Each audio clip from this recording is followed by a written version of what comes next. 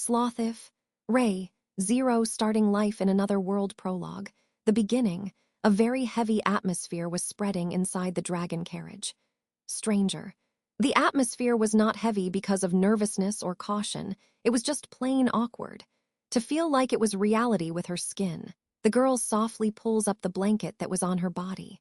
The dog carriage was not being pulled by an earth dragon, but a large liger, and it was not being shielded by divine protection. The passenger carriage had a rough structure, and so it shook noisily.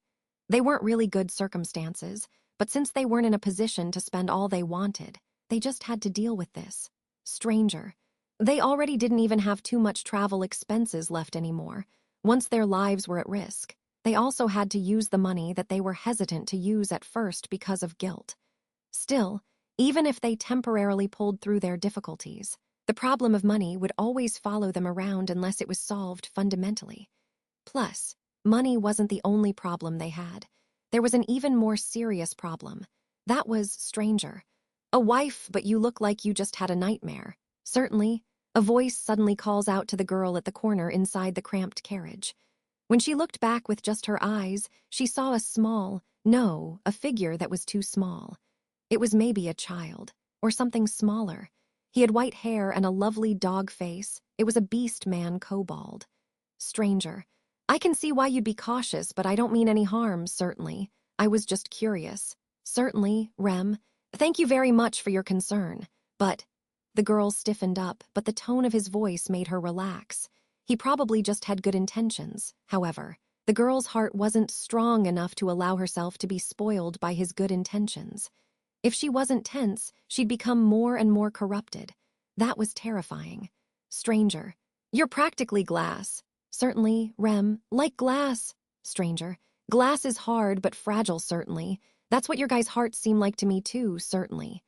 His point truly made her heart crack like glass. By you guys. It felt like he was saying that she wasn't all alone. A black-haired boy was cuddling next to her in a blanket, sitting up and sleeping. She was leaned against him, and they were sharing warmth. And so, this boy was the true reason why there was a heavy atmosphere in the carriage. Subaru. I'm sorry. I'm so weak, so everything's Rem. Every now and then, feelings of shame leaked from the lips of the boy having a nightmare. The passengers felt something serious from his voice and tears that made it seem as if he carried the guilt of everyone in the whole world, and they couldn't move an inch. Rem, don't talk about other people's situations so bluntly, stranger. Seeing everyone as a threat now is something you probably couldn't avoid, certainly. It may have been unavoidable, but you can't just never do anything about it, certainly. When she looked down with their arms linked, the beast man just looked like white fur. The fur that spoke as if she knew them irritated her just a little bit. She just didn't want to make a big fuss about it. Seeing her conflicted like that, the beast man gets a hat that he'd been hiding, and he took something out of it. And then, when he smoothly put his hand straight in there, stranger. Take this and go to Bonn town. A friend of mine will help you out. Certainly, Rem. Why are you doing this? His voice sounded like he had good intentions. There was a place and a person's name written on the paper he forced her to take. It seemed this beast man's name was also included in the few lines. She didn't know why he was doing this. The beast man smiles with a "it's obvious," certainly in response to the girl's question, and says, stranger. People should help out each other in times of need. As an adult, even more so when it's a child.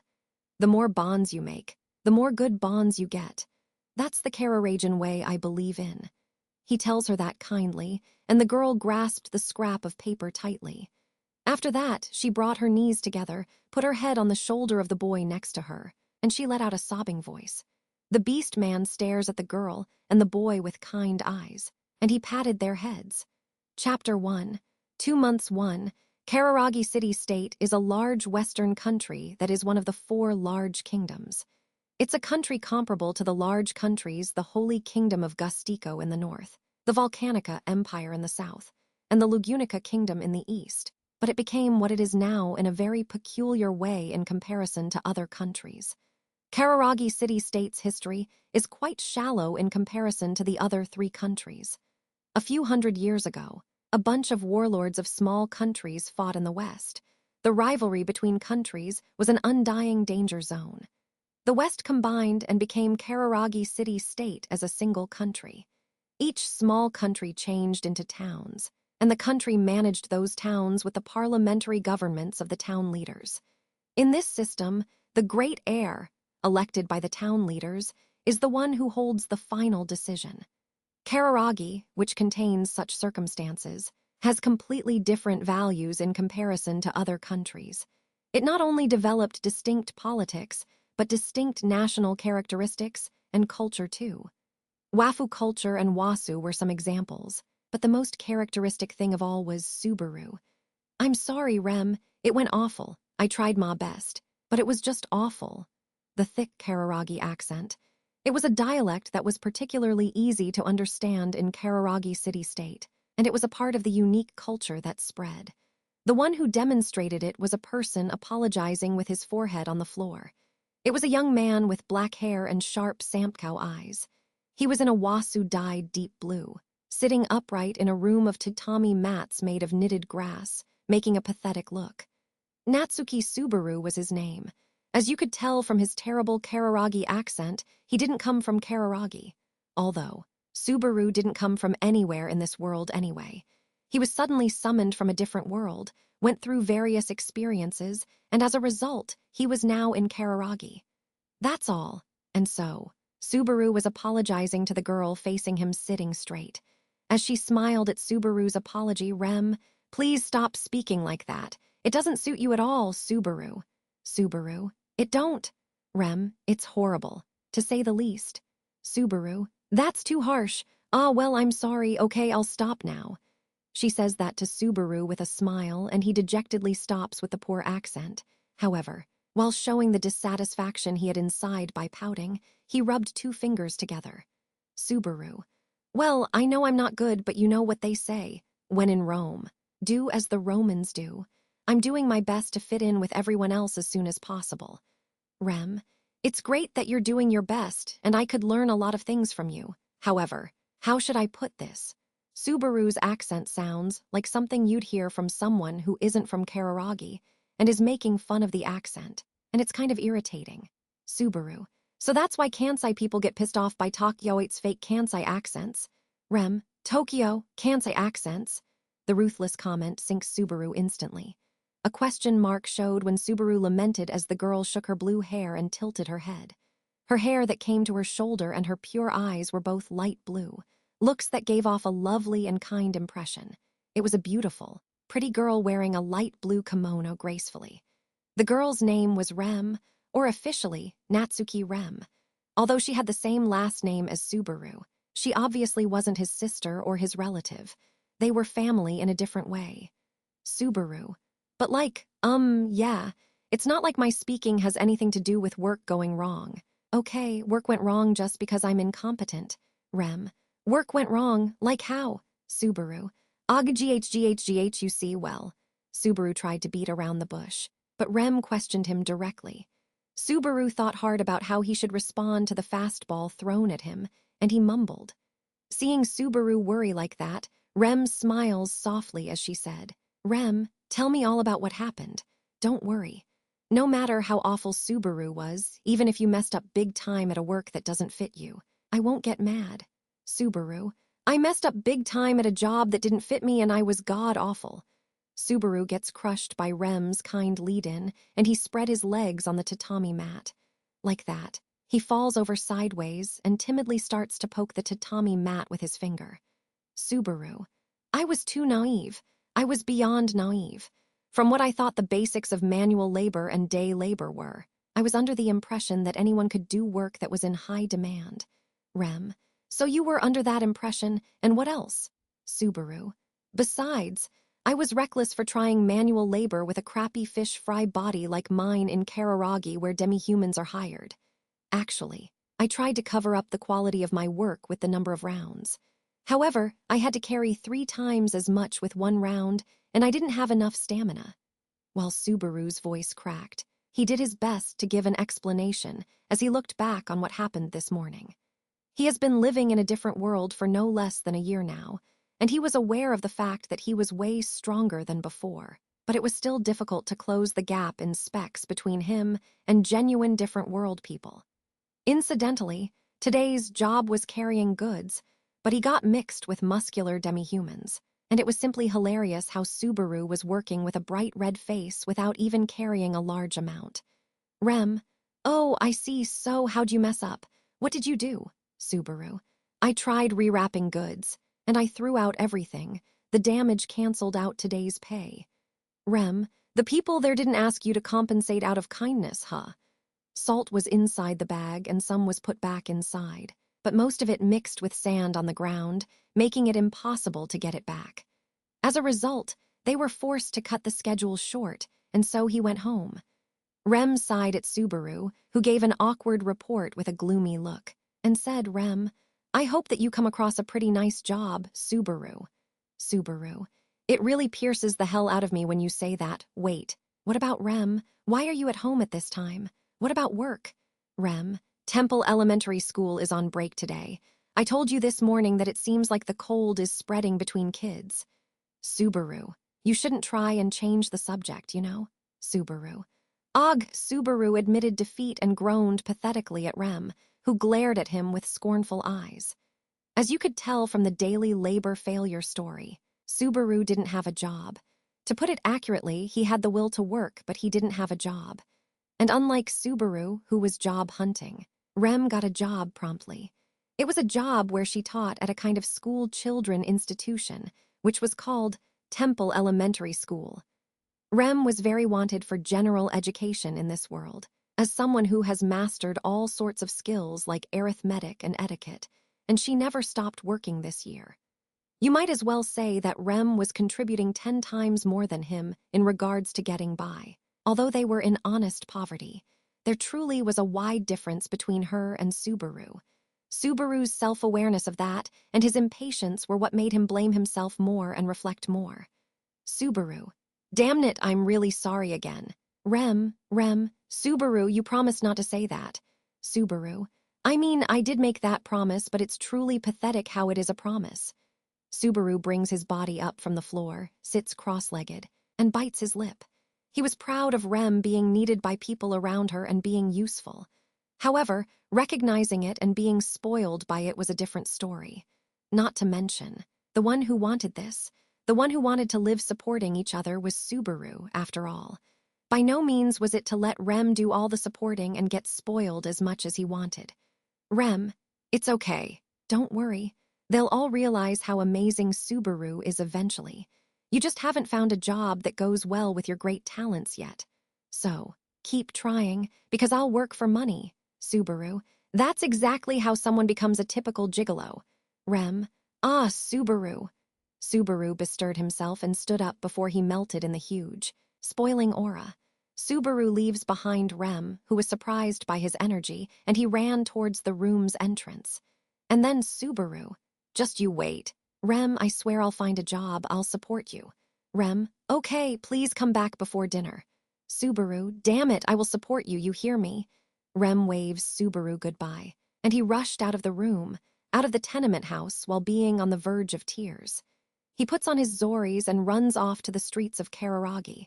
Job hunting, even in a different world. It was extremely difficult for people who were unqualified and had a blank period. 2. Kararagi City-State's second town, Bonin, the next largest town after Kaio, the first town. Located west of Kararagi, that is where Subaru and Rem, the Natsukis, live.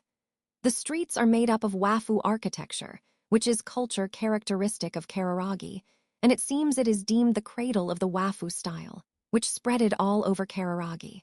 But well, to Subaru, Wafu architecture was something that didn't really make him feel like he was in a different world at all. Because the streets didn't make him feel like it was a different world, but rather Subaru. It feels like the Edo period, or going back a bit forward, the Meiji era and Taisho era. As Subaru coughed, he saw buildings constructed with wood lined up nicely. Wafu architecture, which stood on the streets, was also characteristic of the stores with open doors. People walking down the road were wearing Zoris, Chinese letter, and kimonos, Chinese letter, which were Wasu, Chinese letter, but they were all true different world people. Among those that had hair color and looks that differed from Subaru's common knowledge, there were a lot of demi-humans representing beasts. Japanese culture that forced itself into another world. Subaru had that impression of Kararagi customs, including the Kararagi dialect that sounded just like Kansai dialect. Subaru. It's like people in a fantasy cosplaying. Well, the material is nice so it looks good on everyone, and it all comes together perfectly. Though, it is very common for manga and games to have countries with Japanese culture in fantasy worlds in the first place. The problem was that it still felt weird actually confronting the scene, and it felt like that for longer than he'd expected. It was a feeling Subaru finally took in after about a year. That being said, he still had doubts even if he gulped down the weird feelings. He couldn't believe that Kararaga's culture uniquely developed from zero. This culture had to have started spreading with people who came from the same place as Subaru. In other words, people who came from a different world like Subaru and that steel helmet guy, Al Subaru. Stop it, just stop. Deal with the more realistic problems in front of you. Even if you solve the world's mysteries, you still don't have a job. I'm saying this to myself. Talk about depressing. How much was this world's history influenced by people who came from the same place as Subaru? He should worry about that when he had more room to think and live. He'd put it off for now. Right now, he had to focus on job hunting, and he had until dinner for that. Subaru. It's already afternoon, so I actually don't have much time. Anyway, first I'll go to the Public Employment Security Office and… Stranger. What's wrong? Sue, you're walking with a serious look. What a scary face. Subaru. Don't be so rude about people's serious looks. Someone made a rude point about Subaru's face as he frowned and walked around town. Once Subaru turned around to see whose voice it was, he saw a tall man right beside him. He'd seen his face before. Subaru. With that dog face. You must be Mr. Hal. Don't startle me. Halable. A dog face. Don't put it that way. I'm a wolf of dogs. The one who opened his big mouth and laughed at Subaru's words was a demi-human with a wolf face, not a dog face. He was a tall one with black hair and a black kimono, and he bit on a golden kaisru with his back teeth. A lot of ordinary dogs were petite, and he had the credibility to call himself a wolf, as he was one head taller than Subaru. However, his eyes were always narrow slits, and so if we're talking about dogs, he looked more like a fox rather than a wolf. The name of the wolf he called Mr. Hal was Halable. He was Subaru and Rem's neighbor of the housing complex tenement house they lived at, and you could say that he was the first acquaintance they made at Bonin. Halable, you look like you want to say, if you're not a dog, then you're a fox. Sue, you just don't know when to stop. Do you, Subaru? Don't make complaints based off people's looks. I really was thinking that, though. Halable, I am neither a kobold nor a fox. I'm a wolf. We are a rare species on the verge of extinction, so don't make that mistake. It kind of feels like I'm carrying the pride of our kind, you know, Subaru. If you're going to carry it, do it a little more seriously. You'd obviously want to choose someone that could at least carry the pride. As for Subaru, pride, or at the very least, the wolves' title, who were on the verge of extinction, wasn't something he'd leave in the hands of Halibal. He may be taking care of them, but that didn't mean he'd immediately trust him. Subaru, I can't chat with you right now. I'm burning with the will to work. Don't get in my way. Halibal, come on, Sue, that sure is a cold way to greet me. I'm really depressed. So stop it. Besides, even if you're burning with the will to work, you don't have a job. It's just cinders. Subaru, I'm also really depressed. So can you not? Subaru's neighbor's counterattack makes his voice crack. Halibal shook the kaisru in his mouth up and down. After that, as he exhaled smoke that entered his lungs, he said, Halibal, go ahead and get more and more depressed. A man that troubles such a good wife is hopeless. How brave of her to not complain once even though her husband has no job and indulges himself in drinking. I feel bad for Rem. Subaru, I don't indulge myself in drinking, but it hurts how that's the only thing I can deny. To tell you the truth, I've been troubling Rem. I really can't compete with her.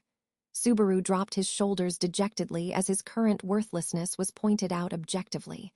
Halibal went har at Subaru happily while he was like that. Subaru, did you come here to make fun of me, or did you come here to cheer me up? Halibal, We're both jobless, and I thought we could have a pity party or something. Subaru, no way. It would be too much to have a pity party with another unemployed person right after I almost became a gigolo.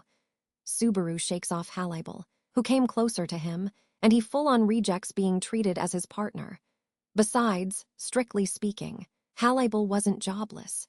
This glib-talking neighbor was a tenement house manager, whether he was actually doing manager-like work or not. He had the title of a manager as a vocational worker. Although he had only ever seen him napping, grooming, drinking, or using his kaisru, he was employed. Subaru. Basically, Mr. Hal is a dazzling being out of my reach. Halibal. Don't say something so sad. We can be friends. It's true that I can get money just by lying down all day and playing with the fray spots of my kimono. But putting that aside, I think it's precious how Sue is working hard to earn money, you know. Isn't it just lovely? Subaru. Shut up, you slacker.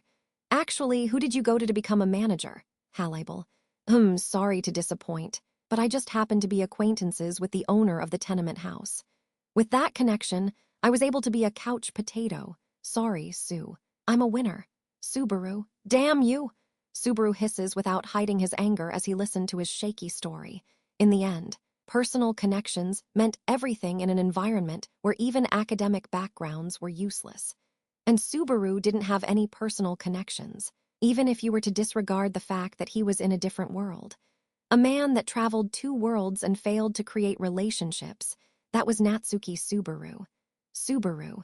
Struggling alone, and to top it off, jobless. Looks like I'll just have to wait for my death. Halibal. You have Rem. Struggling alone is an exaggeration. Halibal suddenly opens his large mouth widely, and he bursts into laughter as he looked up at the sky. Subaru, seeing that dog face in the corner of his eye, sighed deeply. Subaru. Look, you know my situation. I'll be going job hunting. My goal is a disposable income of $15,000, and the condition is that I pay for traveling expenses and put it into pension and insurance. Halibal. I don't have actual work experience, but how'd you come up with that condition? Subaru. I thought I'd go for a dream that was just barely realistic. Now I want to apply this condition to the common knowledge here and find out the minimal requirements for landing a job. Freeing himself from being supported by Rem was his biggest goal at the moment. However, he wanted to avoid temporary measures, such as choosing jobs that won't last long and dead-end ones. Subaru's goal was to get a job he could do for his whole life, one that he could be proud of as a family head. Subaru. And so, I came to the Public Employment Security Office. Out the Bonin town areas, at a place away from the crowded, thriving street, there was a store. It was the employment agency, which Subaru called a Public Employment Security Office. It was a place that acted as the bridge for interpersonal relationships with things like job arrangements and introduction letters for people. There were several employment agencies in Bonin, but Subaru always used the same one. Because of that, he was friends with the shop owner stranger. Hey, it's Dimwit. The moment he showed up at the reception desk, the man in the shop suddenly welcomed him harshly. Subaru. That's one rude way to greet a client, and you shouldn't use such a cruel nickname. Stranger. You're the one that's rude. You screwed up at the goods carrying scene. Didn't you? I was told to never refer such a good-for-nothing. Subaru. The foreman told me to take care on the way home. I didn't want to know about this side of him. Subaru collapsed as he was called incompetent, and a lizard-faced man is what appeared before him. He was a lizard man. Lizards weren't rare demi-humans, but he was so fat that he had a strangely large width, and so he looked more like a frog, rather than a toad. It was characteristic of him to wear a cute apron. Crane Donahue was his name, and he was the owner of this employment agency officially recognized by the town. Employment agencies officially recognized by the town were scarce, and it was known as conscientious work.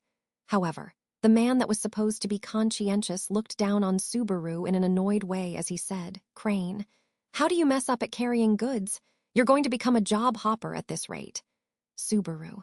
Well, you see, I was totally focused on trying to do as much work as others and, Crane, daily allowances have fixed rates. You could have made profit by sitting back and letting everyone else do the work.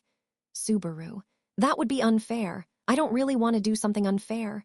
Crane. Why are you so insistent? I don't care if you do a good job. Good grief, Subaru grumbled to protest, and Crane folds his crest. Then he suddenly noticed someone standing behind Subaru. Crane. Oh, it's Hallible. Sorry for not contacting you for quite a while. Hallible. Oh, it's fine, don't worry. I just came to check on your future. Subaru. Future? Well, anyway. Subaru cleans off his knees, stands up, and compared Crane and Hallible. After that, he pointed at Hallible and tilted his head at Crane. Subaru. You know this Playboy. Hallible. Playboy, Playboy, why does it have such a lovely ring to it? From now on, I'll be calling myself the Eternal Playboy. Does it sound good?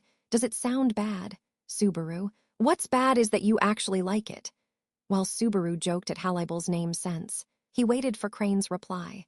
Seeing that exchange, Crane groans as he folded his big arms. Crane. Dimwit, I mean Mr. Subaru. You made it big, I knew you could do it.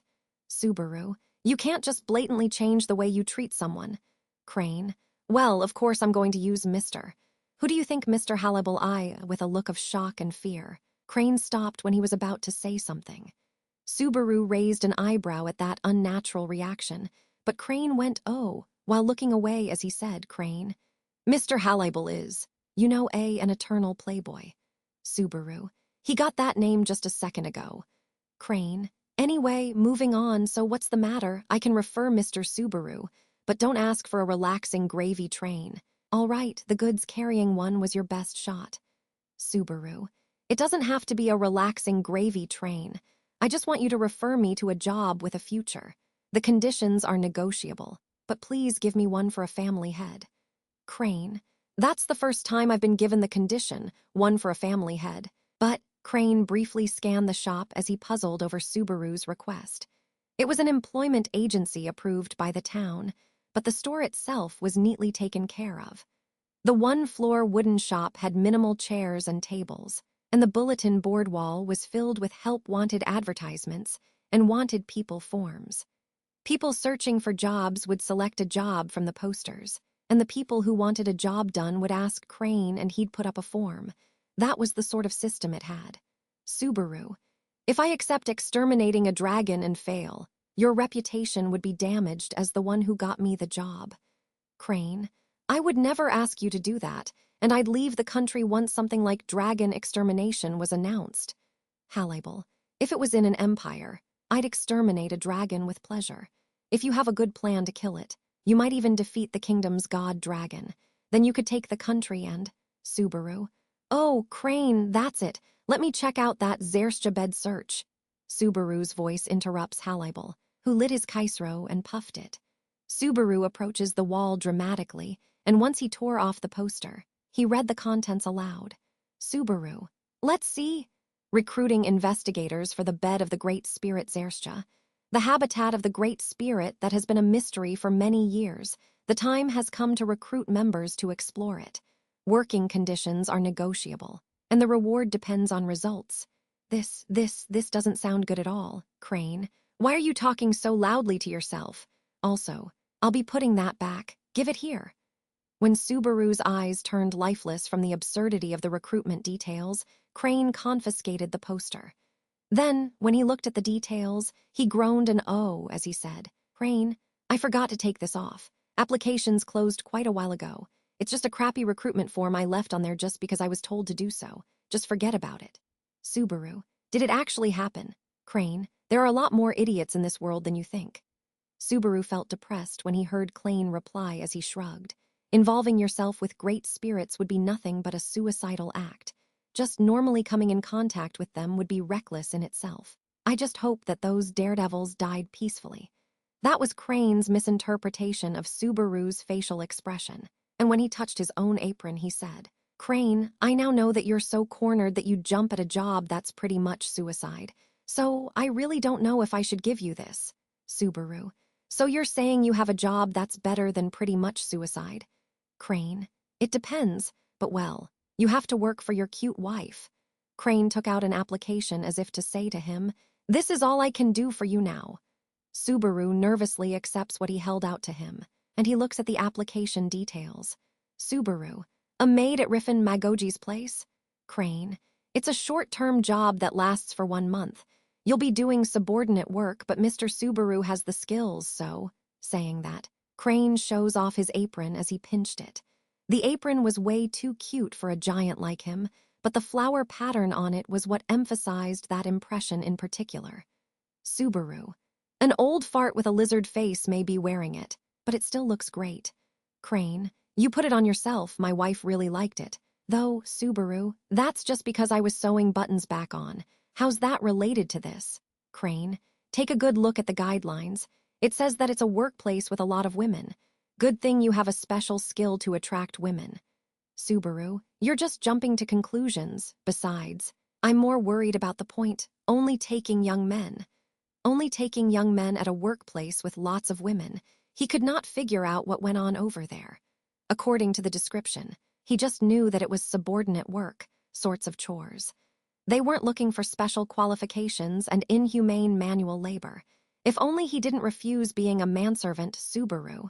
Thanks, but would I even stop being a day laborer with this? Crane. As if you could find a lifetime job out there so conveniently. Listen up. First, you gotta start from the bottom, get your face and name out there, and then you'll find your favorite after earning trust. Don't you know that, Subaru? You referred Rem to a job at Temple Elementary School at the start. Crane. Well, that's because Rem is cute. It was an irrefutable argument. You could not argue against Rem's cuteness. Stuff like Subaru's poor excuses weren't effective in society. Crane. Kararagi isn't nice enough to recognize an unemployed man as a full-fledged man. Subaru, I came here to look for a job, didn't I? He came to the Public Employment Security Office and was being treated coldly because he was unemployed. This was proof that, despite having the will to work, he was lacking the most important thing, trust from society. That being said, Crane's judgment was fair. Subaru dropped his shoulders in defeat. Subaru, please make me a letter of introduction. I will do my very best to be liked. Crane, yep, do your best. Mr. Riffin is a brave dealer, but he's known to be a calm person. Subaru, brave warrior. Crane, brave dealer. Subaru tilted his head at the slight difference in nuance, but Clay wasn't concerned about that as he finished writing the letter of introduction fluently, carefully put it into an envelope, and gave it to Subaru. Crane, on the morning of the day after today, go to Mr. Riffin and tell him that you came from me. Subaru, okay, thanks as always. Crane, and lastly, be careful, sheesh. Don't mess up this time. He puts the letter of introduction in his pocket and left as he waved goodbye to Crane, who went back inside the shop. Then, he went back to the main street with Hallible, who had been smoking his Kaisro at the street. Subaru, but damn, Mr. Hal sure has a lot of free time. Hallible, why say that all of a sudden? Subaru, it looks like you're jobless, gazing absent-mindedly at other people job hunting. That's too awful. Hallible, when there's someone below you, you cheer them on. Right, I'm the group that gives you courage. Subaru, courage isn't what I'm getting from this. It's more like something dark, I think. Subaru replies to Hallible cracking jokes, and he sighs. Although, Hallible still was actually the employed person here, and so Subaru was the one who had a low position in society. Hallible, still, you're having quite some trouble with job hunting. What did you do before coming to this town? Subaru. Hallible's casual questioning makes Subaru hold his breath for a moment. However, he quickly smiles to hide his hesitation, and he shrugs as he went. Well, Subaru, I moved from place to place in Kararagi with Rem. I'm glad we settled down this town. It's all thanks to you that we were able to rent a tenement house. You're a lifesaver. Hallible, about that, you should thank Elder instead, the one who referred you. Connections are a way of life. If you're blessed with them, that shows you have something to offer. Subaru, about that, I don't contribute much at all. It's all thanks to Rem. Subaru replies as he thought, that's the only thing I'm 100% sure about, and he stretches lightly in the crowd, as he was temporarily relieved of the burden he had thanks to getting a job. Hallible, moving from place to place in Kararagi A. 3 Subaru, sorry Rem, I did my best. But, Rem, Subaru. Ah, yes, I'll stop, I apologize, and my next job will be short-term. Subaru was sitting straight on the tatami mat. He showed the letter of introduction he got from the employment agency to Rem, who had been working in the room's kitchen for the evening. Rem, who stopped cooking dinner, points out Subaru's poor Kararagi accent, and when she took the letter of introduction, she looked over the details. Rem, it may be a short-term job, but it's still a step forward. Subaru's breakthrough begins here. I can see it. Subaru will be respected by a lot of people, and they'll build a bronze statue. Subaru, I wonder if ophthalmology exists in this world. When he gave a bitter smile at the exaggerated statement, Rem went oh as she got surprised while looking at the letter of introduction. Rem, this is a job at Mr. Riffin's residence. Subaru, yeah, do you know Mr. Riffin? Rem, no. We aren't direct acquaintances. Among the kids I teach at Temple Elementary School, there are also ones from merchant houses, so I sort of know about Mr. Riffin, the brave merchant. Subaru, there it is. Brave merchant. He's not like a fierce shogun or anything, right? Rem, haha, fierce shogun s. Subaru, please don't make me laugh. Rem chuckled like she got a kick out of what Subaru said, and she breaks into a smile because of Subaru's question. Then, Rem said, listen to Subaru as she held up a finger. Subaru, oh, just like a teacher. Rem, don't make fun of it. Brave merchant is a way to point out a merchant's rank in Kararagi. Excellent merchants are given the ranks great merchant, wealthy merchant, and brave merchant. It's an honor. Subaru, great and wealthy makes sense, but isn't brave kinda weird? Rem, because in Kararagi where trade flourishes, achieving success in trade is practically like distinguishing yourself in a battlefield. Riffin is also someone who's respected. Rem replies like that, and she looks at the letter of introduction a bit nervously. Seeing Rem somewhat uneasy, Subaru knits his brows and he called her name. Subaru, you seem kinda uneasy. What's up? Rem, well, according to the rumors I've heard, there are a lot of women working at Mr. Riffin's mansion. So a handsome young man like Subaru working in a workplace like that would be. Subaru, you're being pretty subjective. While Rem expressed her considerably subjective opinion, she folded and unfolded the letter of introduction. Subaru somehow sensed what Rem was worrying about, judging from her unease. Subaru, silly. Rem, Subaru. Rem holds onto her head after suddenly getting chopped by Subaru. Subaru says good grief to Rem, who had a surprised look, and he sighed. Subaru, don't worry about such odd things. Who do you think I am? Rem, I'm sorry, but I'm worried now. Mr. Riffin, as someone who hires tons of women, will see cute all Subaru, and he might not feel turned on. Subaru, ugh, that's a little different from what I thought you were worrying about. Rem's one-sided worrying dumbfounds Subaru, and he changes the topic. Subaru, but cute. Just look at my eyes, how are they cute? Rem, I just can't get enough of the manliness of Subaru's eyes. Subaru, what exactly do I look like to you? There were a lot of things about Rem's assessment of Subaru that other people couldn't really understand. In any case, Subaru held onto Rem's shoulder, as if to tell her that she shouldn't worry and to calm her down.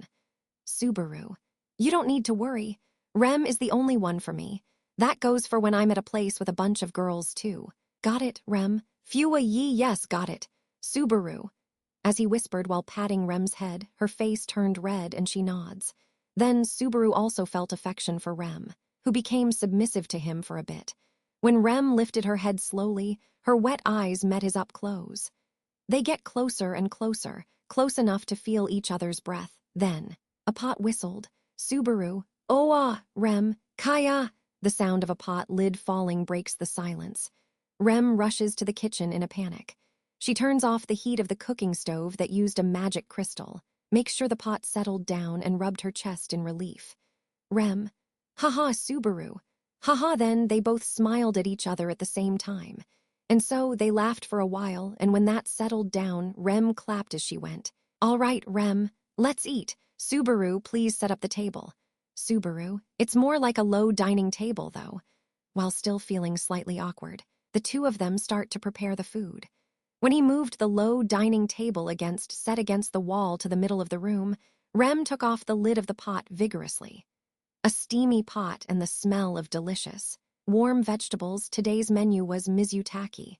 Subaru, Nabe, it's nice to have every now and then. It's the best when you have it with ponzu. Rem, I kind of wanted to eat something sour with assorted vegetables. Subaru, are you fine with sour stuff? Subaru, I like it. I'm surprised. You like sour stuff. Rem, no, I really just kind of wanted to eat it, but… Rem curiously puts her finger on her jaw and tilts her head slightly. However, Subaru ignored her for now as her actions weren't unexpected to him. Besides, Rem choosing a menu giving priority to what she wanted to eat was a good sign, since it was proof that she was slowly getting out of the habit of always prioritizing Subaru in one way or another. Subaru, delicious, you did awesome today again. Rem, for you to be happy that you have a cute wife who's a good cook, I'm embarrassed. Subaru, well, I really was serious. Such a lucky guy. No matter where they moved, Rem was always good at cooking. It was tough at the start with different kitchen utensils and different ingredients, but after living in Kararagi for a year, they were adapting nicely. It's just that there were a few parts they couldn't adapt to unrelated to tastes. Subaru, ooh, my stomach hurts. I can't move an inch. Rem, I'm stuffed. Subaru, my lap is free now. Subaru, yay, I'd like to make a reservation. Rem, reservation taken, a special seat just for Subaru, hop on. Rem taps her closed lap, and Subaru falls onto it. When he left his head on her soft lap, he felt his whole body being wrapped in happiness. Their stomachs clearly took in more than a two-person meal, and their stomachs relaxed to whatever extent they wished for. Subaru, Rem's amazing. Rem, yes, but Subaru is lovely too. Subaru, those two things aren't related. Rem, to me they are, closely related. That is… Unlike Subaru's assessment, apparently to Rem, there was a tight knot connecting trust and Subaru. He wasn't so sure if he was living up to that assessment. So, Rem is amazing was, without a doubt, Subaru's real thoughts. Gratitude and apology. Rem probably knew that too. He felt pathetic for that again. Rem, after resting our stomachs for a bit, let's go to the bathhouse. You have to rest up in preparation for work. Subaru, but my job starts the day after tomorrow. Rem, I know, so Subaru has to take it easy tomorrow.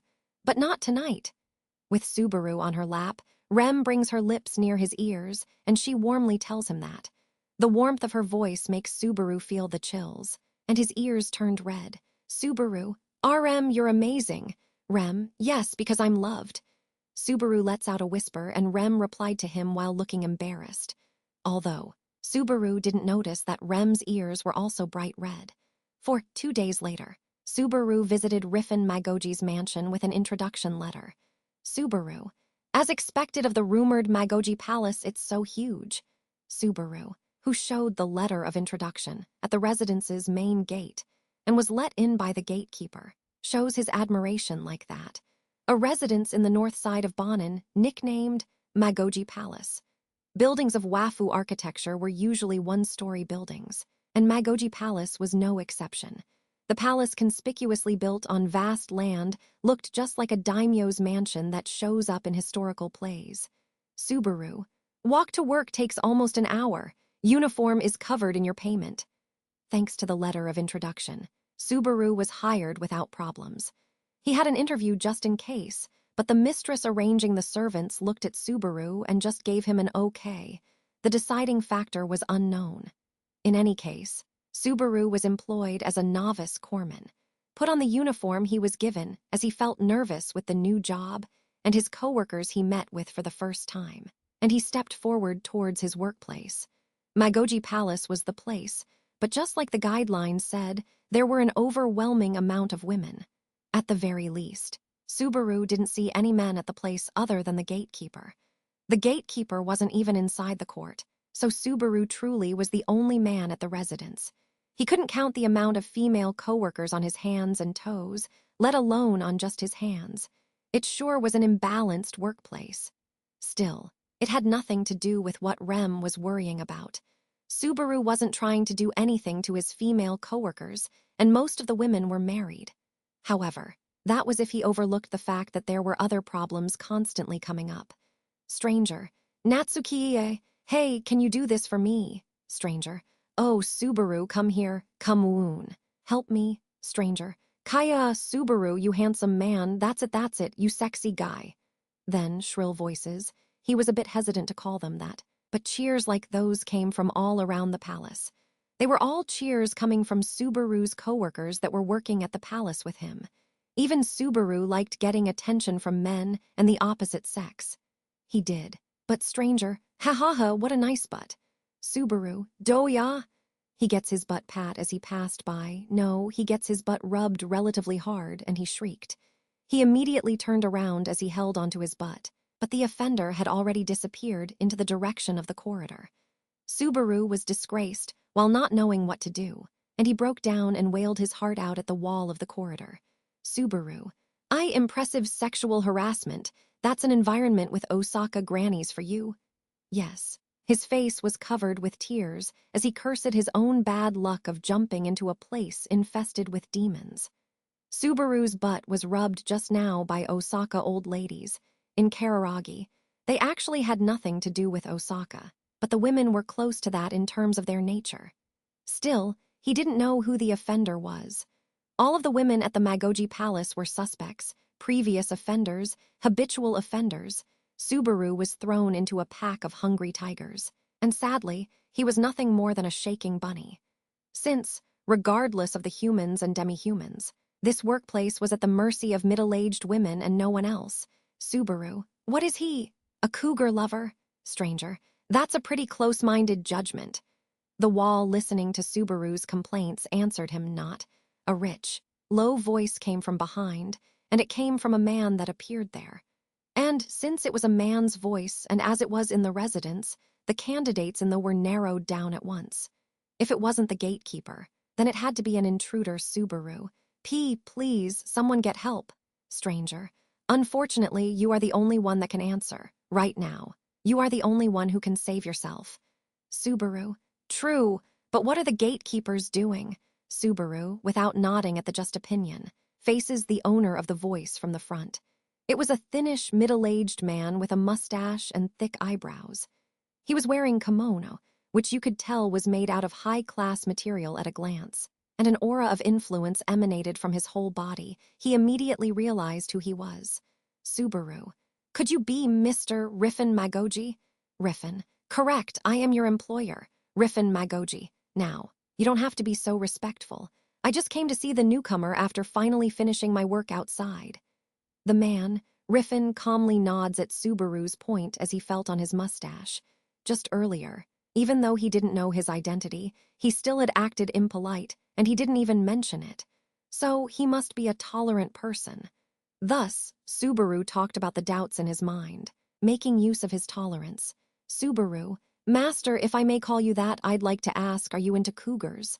Riffin, you're pretty direct, however. That's a misunderstanding. Subaru's suspicion that the work environment was too reflective of the employer's tastes makes Riffin shrug his shoulders as he went. Good grief. And then, when he took a deep breath, Riffin, women are delicate and beautiful. Just touching them makes me feel at ease. That sense of security is irreplaceable, and their open-mindedness gets more charming as they age, don't you think so, Subaru? My butt's been touched close to 1,000 times in the past few days.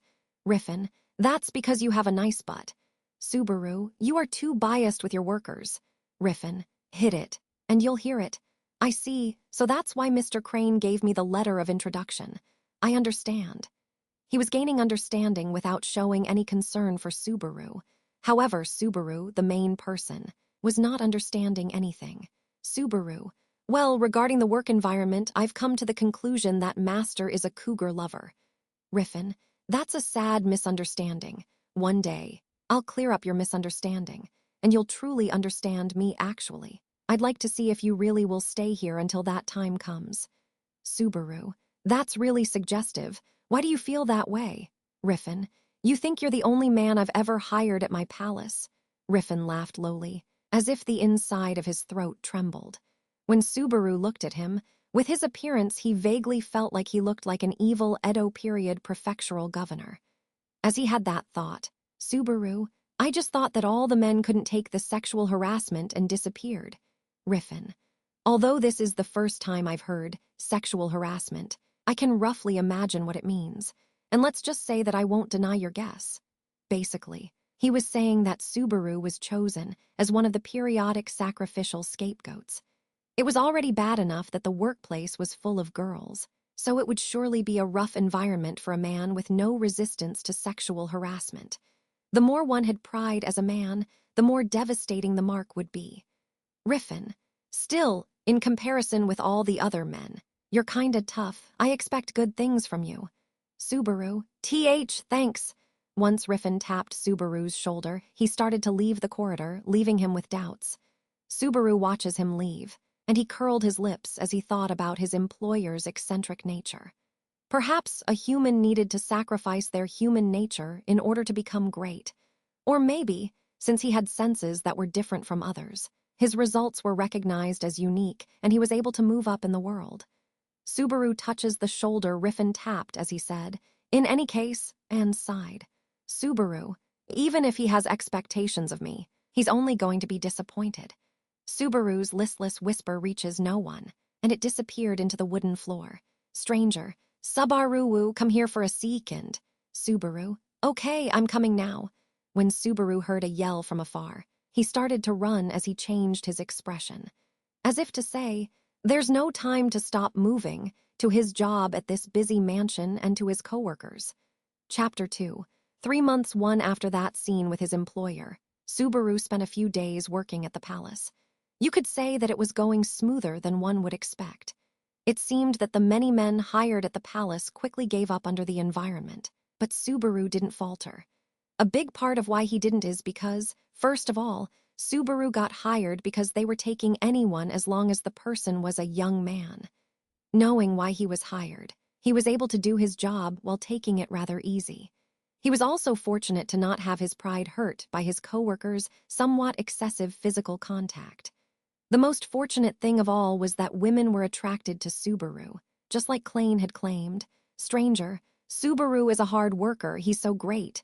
Stranger, he's super skillful and he's considerate, unlike my kid. Stranger, I don't get tired of talking to him, and he's like a child since he smiles a lot.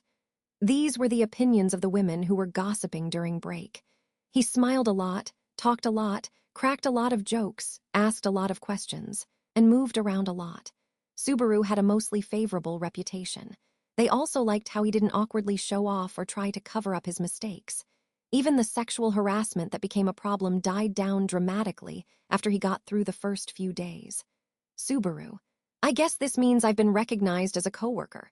That's what Subaru understood since the butt-rubbing damage became 1/10th of what it had been. This was the type of treatment outsiders would get while they were one. However, once you were recognized as a colleague, you wouldn't get such treatment. All the men didn't have enough perseverance. Subaru, well, I was confused about what the perseverance was for too. It's done. Subaru threads the last needle, and he bit off the remaining thread with his teeth. And so, what Subaru made with his own hands were clothes that had flower decorations sewed on. It was a palace uniform. Subaru sewed flowers on the clothes for the employees working at the palace and for the spares. It was to distinguish the guests and employees at the banquet that was being held tonight at the palace. Since Kararagi dresses were typically wasu, it was possible to mistake guests, who wore kimonos, for servants. A plan was needed so that the atmosphere wasn't spoiled. Subaru, can't have servants wearing maid clothes here. Subaru took responsibility and added flower decorations with the hostess' permission, and it wasn't a part of his professional duties. Subaru's female coworkers did tell him, "You didn't have to do all that, though, Subaru. It's a banquet. Right, the guests and I would be more happy with everyone wearing cute uniforms." Then, Subaru got everyone to leave as he made that response. Instead, the women who wore uniforms with flower decorations at the banquet concentrated on their hair and makeup so much that you might think they were guests, and that caused a different commotion. On top of that, someone other than Subaru's coworkers surprised him at the banquet. Rem, did I surprise you? Subaru, I'm stunned. Rem, then this was a huge success. Heh. Subaru's uniform is lovely too. It was Rem who said that and surprised Subaru at the banquet hall wearing a hairpin and a kimono that had flowers drawn like morning glories with dark blue cloth. Rem, with her gorgeous dress, was so beautiful that all eyes in the hall were on her. However, she didn't react to her surroundings, and she just waited for Subaru to speak. Subaru, Aw, my wife is so cute. Rem, for you to say that you're a lucky guy for having the best wife ever, I'm embarrassed. Subaru, you sure said it, but why are you here? Subaru questions Rem, who wriggled her body and forth as she touched her blushed cheeks with her hand. Rem said, well, you see, in response as she lifted the sleeves of her kimono and continued, Rem, I was actually invited by the parent of a child I teach at Temple Elementary School. I was going to decline at first, but it was at Mr. Riffin's residence, so I borrowed a kimono. Subaru, so you came to see me work. Is this parent that invited you a man? Rem, please relax. It was a woman. Subaru's such a worrywart. She was invited to a banquet, which is a party, and she was even given a kimono. Of course, Subaru would be cautious. Seeing Subaru like that, Rem smiled slightly as she said, Rem, I too would be an oni if something ever happened. That's when I'd smash that person's abdomen into bits and pieces. Subaru, doesn't that kinda sound like you're saying that you're not usually an oni? He'd never heard a phrase that was as convincing as I'm an oni. When Subaru got cold feet from imagining an abdomen being smashed, Rem fixed the position of her hairpin as she said, Rem. She was a dry goods dealer, and she said that she had plenty of kimonos, so I borrowed one gratefully. But the one thing I didn't get is what she meant when she said that it could be advertising if I wear it. Subaru. It's just what it implies. It'll get publicity if a beautiful woman wears it. The excitement of the surrounding looks not calming down despite knowing that they were married was proof of that. Seeing Rem in her kimono sure was a treat for Subaru, but his anxiety from male instincts was much stronger. That being said, at least he was managing to not worry at all about Rem's feelings wavering. After all, he did now know that even if someone tried to carelessly do something to Rem, that person's abdomen would turn into bits and pieces. Subaru. Anyway, I really enjoyed the surprise. Rem, you go enjoy yourself. Though I won't be able to look after you because I have work. The cooking will be as good as Rem's. Rem, you can't beat me. Subaru's stomach is mine. Subaru, you make it sound like you're literally going to take it away. Rem, still, it feels kind of strange. I get to see Subaru working his hardest. It's like, Subaru. That's when Rem paused. What was she going to say next? He could no longer tell since Rem just said no, as she shook her head and changed her mind. Rem, I'll be with the one who invited me. When I get the chance, I'll put food in Subaru's mouth. So please look forward to it. Subaru, that's a pretty original way to enjoy a party. He wasn't planning on relaxing, but he gained one more reason to avoid doing so as Rem left. Subaru watches his wife mix in with the guests at the banquet, and he shrugged his shoulders as he went. Good grief. Suddenly, Subaru felt someone standing next to him, Hallible. Rem is such a great wife. Subaru, wait, something's wrong here. Subaru turns around to the familiar voice, and he glared at the wolf man that appeared. He glared at Hallible. With casual clothes and casual behavior, he ate the food on the plate he was holding. Hallible, this is excellent. Is there anything in this world that's more delicious than free liquor and free alcohol? Subaru, there is. It's called food made by one's beloved wife. Hallible, Og, you're boasting about her. I have to drink some alcohol to get through this. Subaru, forget about that. Why are you even here? Subaru hit Hallible's hand as he reached for the alcohol, and he pressed him for an answer. Subaru's force makes Hallible open his slit eyes slightly, and when he made an evil smile, he said, Hallible, of course the gatekeeper would know me. It's the power of networking which Sue doesn't have. Subaru, you're a trespasser. Although he wanted to fault the gatekeeper for letting a suspicious person through, Hallible being well known was what you'd call a mystery. Thinking back, he did remember Klain respecting Hallible. Subaru, you aren't a feudal lord that came to check out the town or anything like that. Right, Hallible. Feudal lord, you sure know some outdated words. That's what the king was called before Kararagi settled down. Subaru, really? Not that I know anything about it, though. Subaru wanted to just talk, but it seemed like this was going to be another point connecting his former world and the different world again, so he gave a nasty look as he didn't want to delve into it. Riffin, my oh my, it's Mr. Eternal Playboy. I'm happy to see you. Hallible, oh, Mr. Riff, long time no see. Sorry for coming today even without being invited. Hallible replied to Riffin, who greeted him, as he raised his bottle of wine, which he got his hands on God knows when. Riffin calmly nodded at that behavior. However, Subaru quickly bowed his head to his employer as he said, Subaru, I'm sorry. Master, I will kick out this suspicious man right away. Hallible, hey now that's cruel, Sue. Riffin, I like your hard work, but that would be unnecessary. It's rare for Mr. Eternal Playboy to show up at banquets like this. So rare that I'd like to apologize for not sending a written invitation. Riffin acted gentlemanly, while Hallible acted relaxed. Their relationship also was a mystery to Subaru. But if there was one thing he could point out confidently, it would be Subaru. Did that playboy nonsense actually spread? Hallible, taking what you like is the Cararajan way. After all, I'm happy that I was able to get a simple title thanks to Sue. Subaru, I see hopefully you can become a sage someday. It might be difficult because of the eternal part at the front, but he couldn't give up his hope. Riffin, by the way, these past few days I've been carefully observing how you work. Subaru, oh, sorry, I've been talking to guests so much that, wait, a few days, observing. Riffin, I told you, didn't I? I have high hopes for you. I've been receiving information from the hostess, and you sound different from the men I've hired. You're more feminine than all of them. Subaru, feminine? Riffin, a truly intriguing word. I hear you're the one that made it spread. The unexpected evaluation and the expression that said he'd brought it upon himself make Subaru's eyes widen. He did remember saying feminine with his female co-workers several times, but he had underestimated Kararagi people's adaptability. But it still wasn't clear how that led to feminine being the evaluation. Subaru, so why did Master end up pointing out me being feminine? Rifter, the hostess has mostly the same opinion as the other women, although your femininity isn't the only thing that's been recognized. Subaru, the same opinion, Rifter. Incidentally, I've heard from Mr. Klain that you've been looking for a place where you can have a long career. Subaru blinks with surprise as the conversation made an unexpected turn.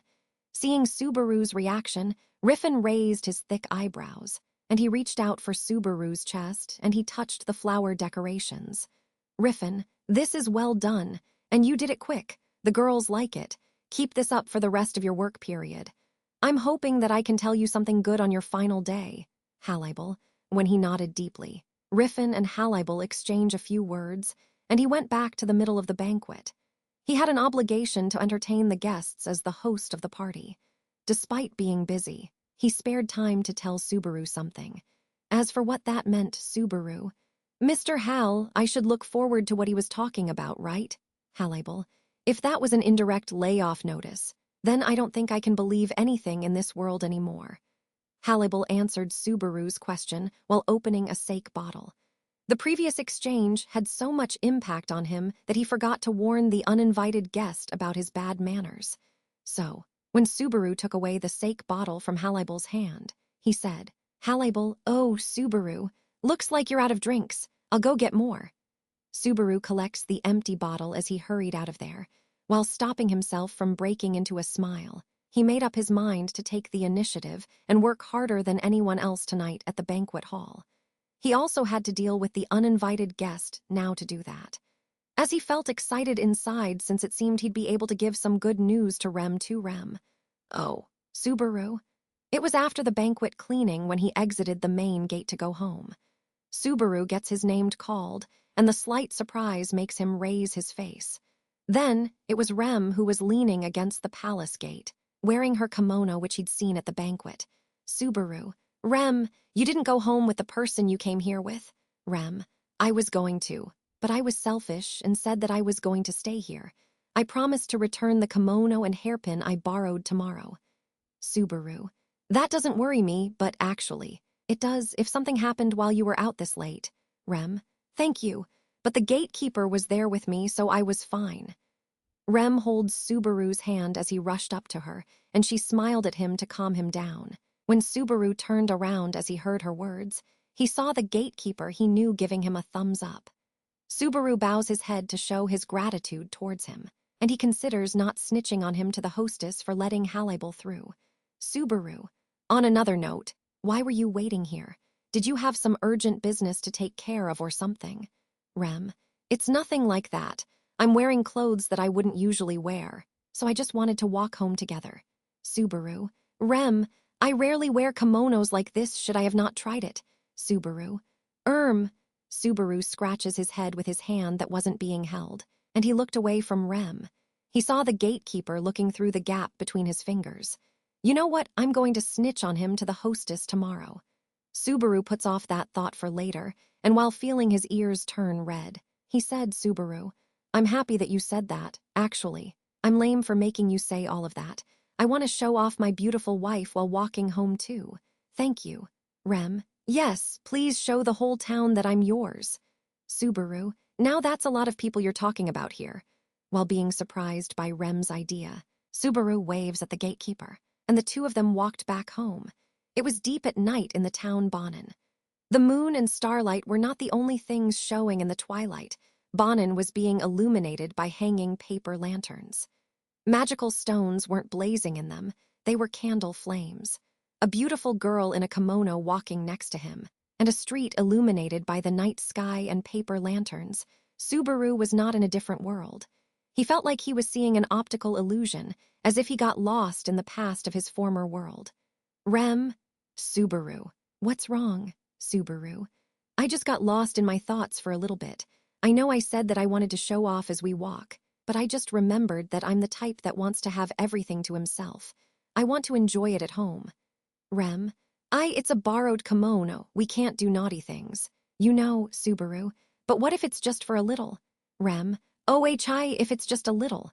Subaru's naughty statement makes Rem look down with her face turned red. While loving her profile, Subaru said, still, as he began to speak, Subaru, I didn't expect Rem to be at the party or, I guess, banquet. You must be close with that person to have been invited to go with her.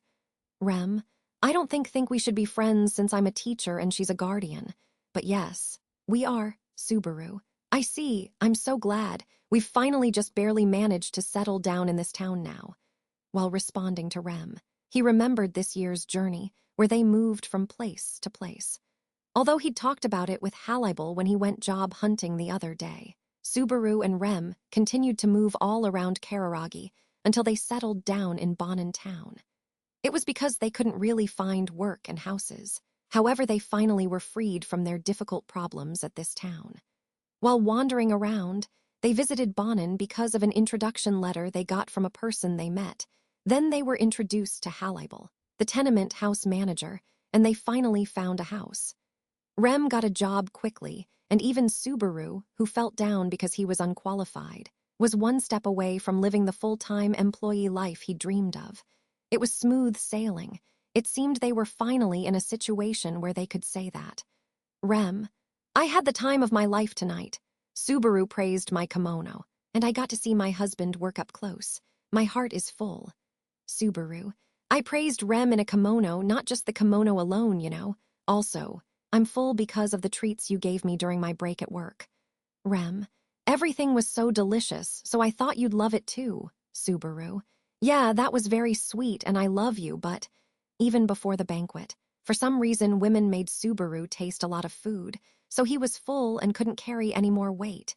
He was currently holding it all because of the naughty arrangement they made and his willpower. Rem, plus, I was able to tell all your coworkers to take good care of you. Subaru, I'm definitely going to be teased by everyone tomorrow. Rem, he's already treated as a toy as is. So of course the women would be so delighted to be asked a favor from his cute new wife. He was now terrified of how everyone would act tomorrow after work. Subaru, the trivial but happy conversation stops. However, the silence was not something uncomfortable. It was just something that went between them naturally. Even though they weren't talking, it wasn't awkward. There certainly was a natural feeling of distance between them. If it was just the two of them, there wouldn't be anything to go with the silence. Thus, the world that unnaturally fell silent was a matter unrelated to their silence. Rem, Subaru. Rem called Subaru's name about at the same time when he noticed that something was up. Rem, who stood still and held onto Subaru's hand tighter, stops him. That makes Subaru hold his breath for a bit, and he tried to look at her, but he hesitated, since he knew why Rem stopped him and why she called his name. Subaru.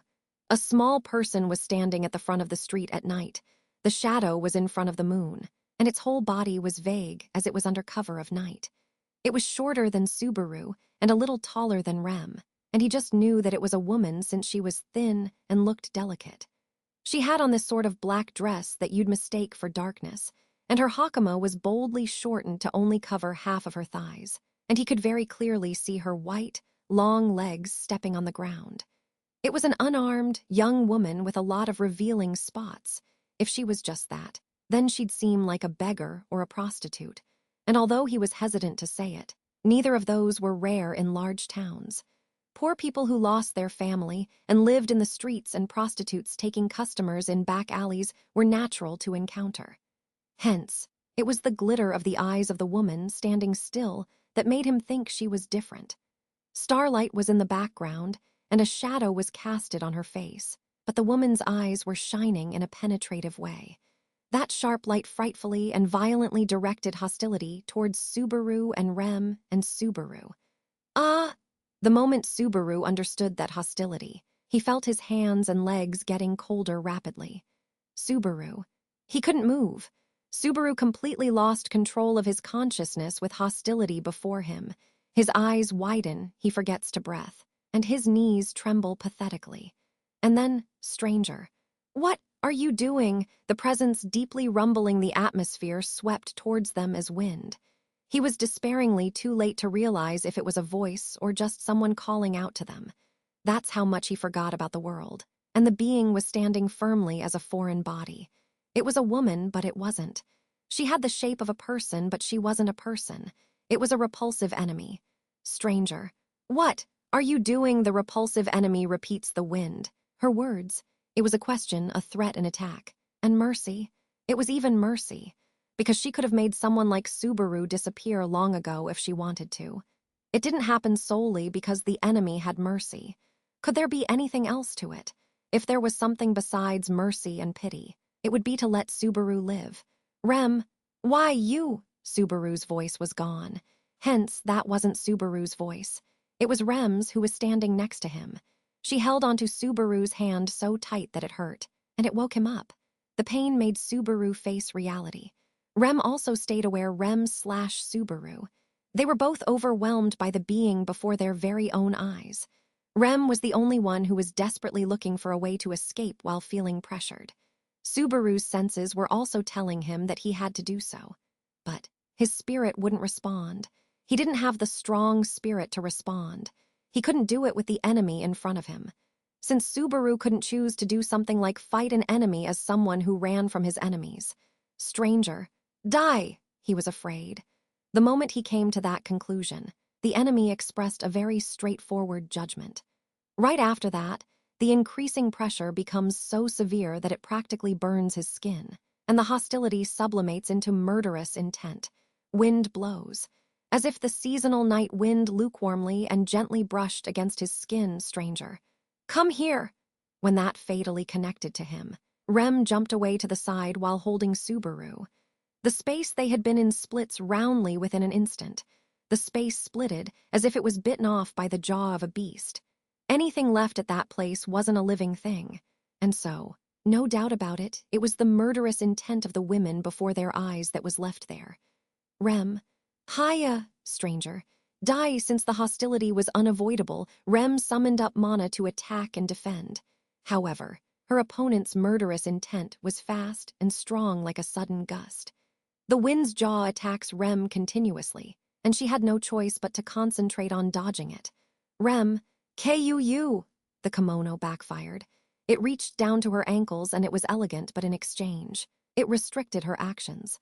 Even if she concentrated on dodging, she would eventually lose the ability to do so. It was getting worse and worse. Stranger, die, die, die, die, die. Her murderous intent gushes out again and again as the shortest chant using the smallest amount of words, leaving no way out. It was too tall to jump over for Rem, who was holding onto Subaru. And first of all, even if she were to jump high, they'd become easy targets. As for the option to escape to a place with lots of crowds, she wasn't so sure if the women had the mentality to hesitate in sacrificing people, so that would be the very last option. Rem, Rem frantically racked her brain and struggled as much as she could to find one of the few chances of winning. Subaru couldn't move since he was being held in her arms as he was swung around by the force of her jumping away. When the hostility turned into murderous intent and was acted upon, he even lost the willpower to act brave, despite knowing that he had to move and think. "Stranger, die!" Without budging an inch, the woman repeats a chant of death. "Stranger, die!" The wind's jaw eats the sky, the ground. And the town, "Stranger, die!" The enemy was so much stronger than him that it wouldn't even be an exaggeration to say that it was like a cat playing with a mouse. A way to turn things around. A suggestion that turned the hopeless situation around.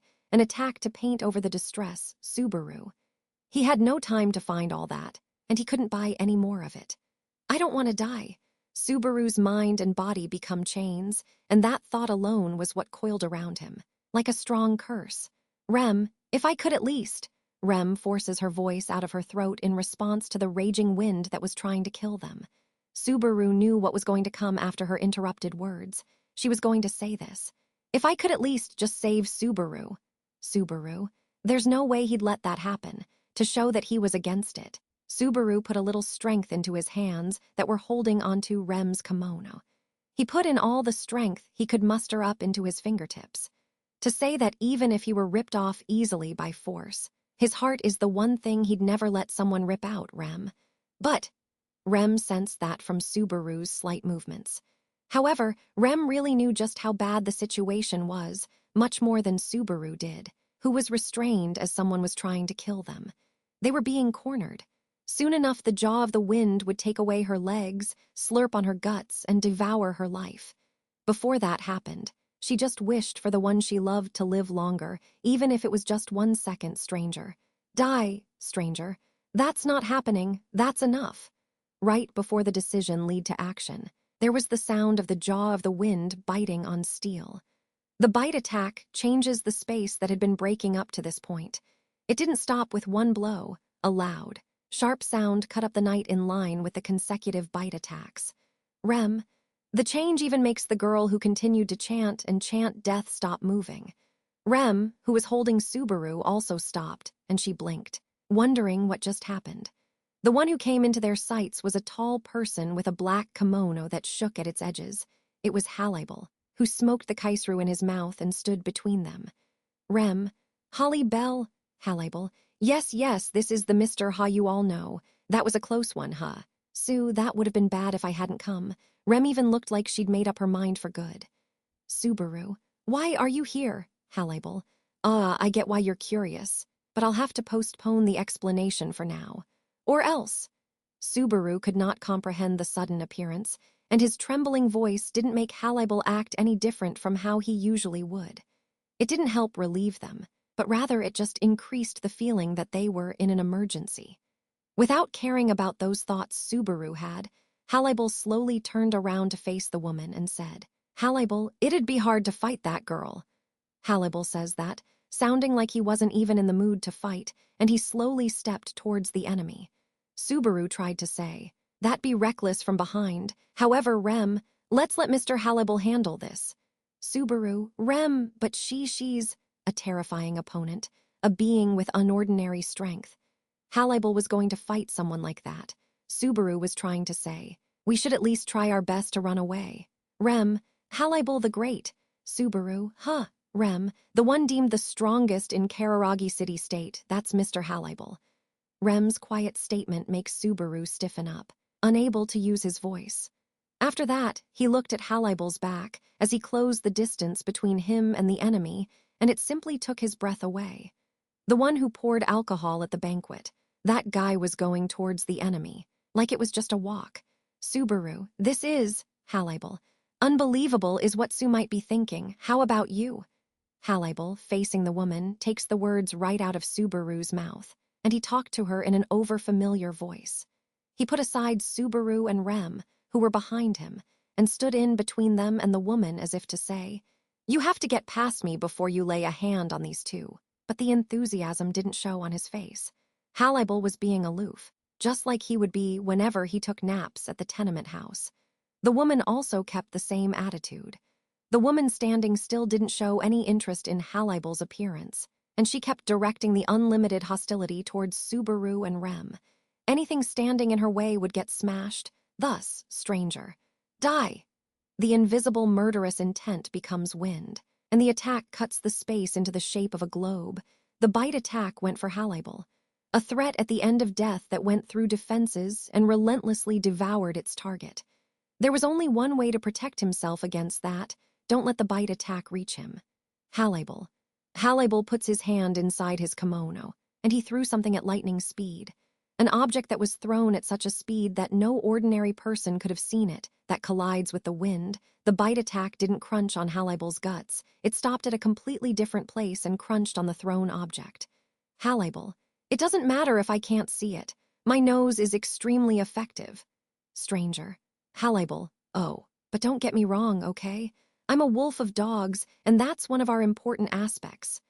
Hallible would always say something to relieve tension whenever he first met someone. After that, she turned her head slowly, although it wasn't as if she'd understood him, obviously. The woman looked at Hallible with her piercing eyes, and it was the first time she looked at someone other than Subaru and Rem. Hallible. Oh, so you finally look this way, stranger. Die, Hallible. There! Hallible misfires the bite attack yet again by throwing. However, the woman changed the priority of her murderous attack, and fire power focused on Hallible at once. Stranger. Die, die, die, die, die.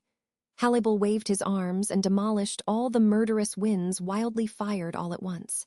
After brushing away the first gust of wind, Hallible went, "All right," as he gained some momentum and said, "Hallible, it seems you took interest in me, so how about I meet your expectations? Stranger. Die, Hallible. Ho ho. Which me would you like to get killed by, stranger?" Hallible steps on the street with his Zoris, and he roughly shook his body left and right, an irregular feeling and footwork that was captivating in a way.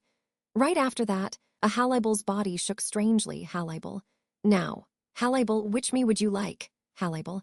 I'm the devoted type. Hallible. And I'm like a bossy husband. Subaru. Wah! It was not the woman who raised a surprised voice upon seeing an unbelievable phenomenon, but Subaru, who was being protected in the back. And it was just natural to do so since he saw Hallible say a bunch of words unanimously as 4 people. Hallible. By the way, my strength isn't divided into 4 THS. I'm 4 people and my strength is quadrupled. Hallible. I begged and begged my parents for siblings and then more came. Hallible. Sorry, that was a lie. Hallible. I saw myself in the mirror and pulled them out. Hallible. Sorry, that was a lie too. The 4 Hallibles crossed their arms, smoked their kaisris, and randomly talked as much as they wanted. It was like coming into a bad dream. But the 4 Hallibles were not just illusions. They were all there and felt real. The 4 Hallibles' fighting power quadrupled. Hallible. Hallible, who did not multiply, but cloned himself. Seeing that right before her made the woman stop acting for the first time. It was doubtful whether the continuous bite attacks would work on Hallible, who could now act as 4.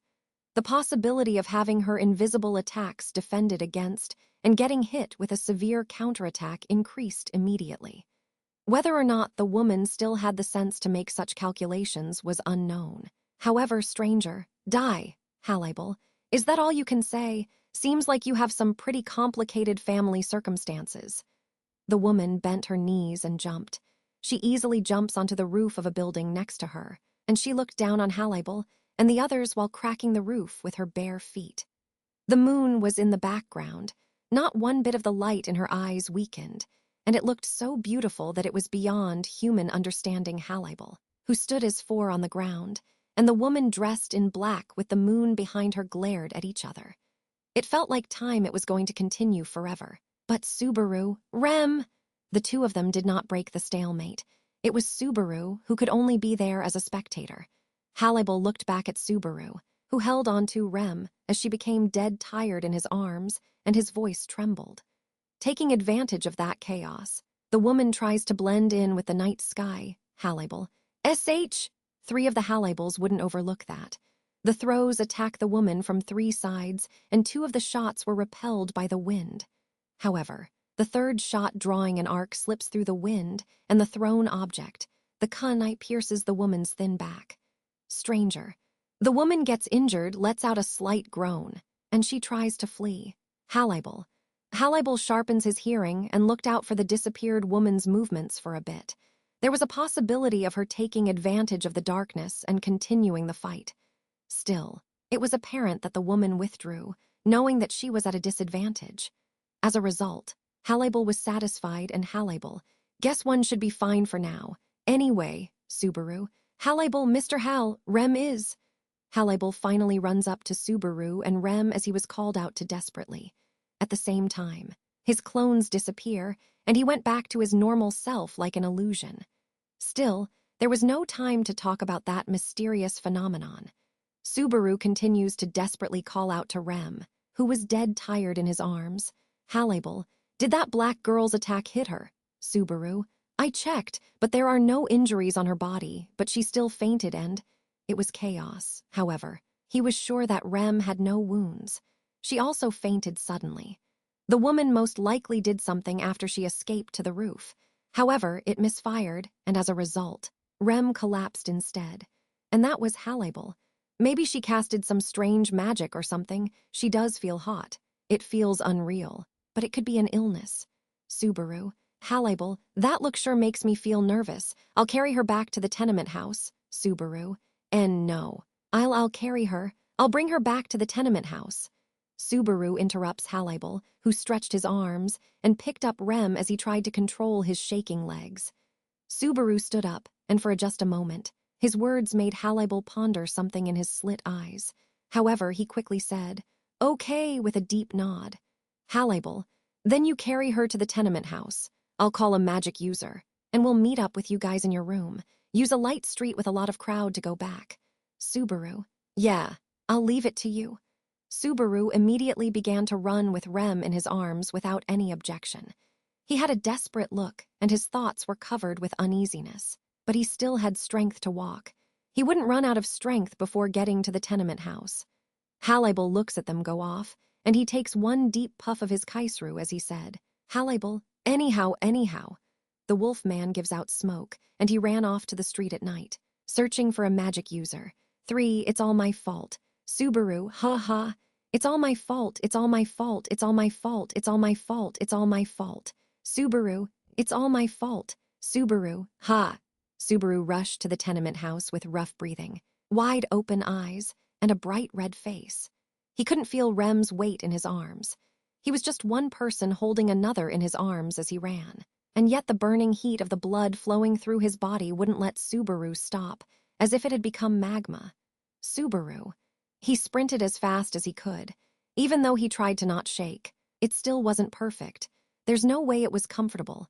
And yet, Rem, who was unconscious, had not reaction. That was way too terrifying. Magic. Illness. Halibal's worries bound Subaru's mind with the chains called anxiety. The black-clothed woman that appeared, his fear of that enemy, was completely disappearing from his head right now at this moment. Being targeted with hostility, being exposed to murderous intent, they were all trivial matters. Compared to the reality where he didn't know what was happening to this precious girl right now at this moment, Subaru. Damn it! Subaru did not choose a direct route while dealing with his impatience. He chose the streets with the most crowds. Once he came out of the space that was unnaturally empty by crossing 2 streets, he saw everyday life, as if nothing had happened, and he felt everyone walking the streets at night looking at him. A man changed his expression and ran through the street while holding onto a girl. It was a miracle that no meddlers with a weird sense of justice stopped him. Still, he wasn't hoping for a miracle like that. Right now, there was only one wish he'd like to be blessed with. Subaru, please, Rem. He just prays sincerely for Rem to be safe, for her to open her eyes, call his name, and smile at him. That's all. If Subaru, as someone who couldn't do anything back in that situation, had the right to shamelessly beg for a miracle, that would be the only thing he'd wish for. Nothing else. Subaru. Subaru somehow made it back to the tenement house as he desperately prayed to the heavens. He forces the slide door open with his feet and puts down Rem in the dark room. He did not wipe his face dripping with sweat. When he turned on the light in the room, he spread a futon in a hurry and he moved Rem onto it. Subaru. Rem, answer me, Rem. Even though he called her name, there was no response from Rem, who kept breathing painfully. With a sorrowful look, Subaru gently loosened the sash of her kimono, and he took off her sleeves. The borrowed kimono was tangled everywhere, and it seems she had dropped the hairpin that she had on her hair. It was as if the Rem he saw this night dressed up, smiling gorgeously, was just a dream. Subaru, Rem, please! He scoops up water into a bucket and wipes Rem's forehead and the back of her neck with a wet towel. He feels a fever from the forehead he touched. He couldn't tell if it was a slight fever or a high fever. Currently, Subaru himself was in a condition where his anxiety and agitation wouldn't die down, and he couldn't say that he was at a normal body temperature. Right now, he had no choice but to wait for Hallible to bring a magic user as soon as possible. Even here, there was not a single thing Subaru could do. Subaru. Rem! Subaru holds onto Rem's hand as she laid down on the futon, and he prays at the girl's thin fingers. Nothing happened, please, please wake up. I beg of you. If you could just wake up safely, smile like nothing happened, and then call my name Subaru. Who knows how long his praying went for. When Subaru heard a sound behind him, he was in a trance. It was the sound of a door opening. No doubt about it, Hallible had arrived with a magic user. Hoping for that, Subaru turns around, and he was tried to say, "Take a look at Rem, stranger." "Huh, what's up with that pathetic look? I can't bear to look at it." The woman leaning against the side door with her arms crossed says that in a contemptuous tone. That makes Subaru's thoughts freeze completely for a moment. It was a woman dressed in a kimono. She was wearing a pure white dress that was completely clean. She was wearing the white kimono with the right side over the left, and it looked like burial clothes. However, her dress, hakama, was shortened to the middle of her thighs, and he couldn't find any sign of death's shadow in her freely exposed, long, thin legs and white skin. The tips of her short, milky white hair were made into an uneven, shaggy cut. Her sharp almond eyes were deep indigo blue. Although she had provocative facial features, they made an oddly beautiful face. It was beauty created because it was unpolished and uneven.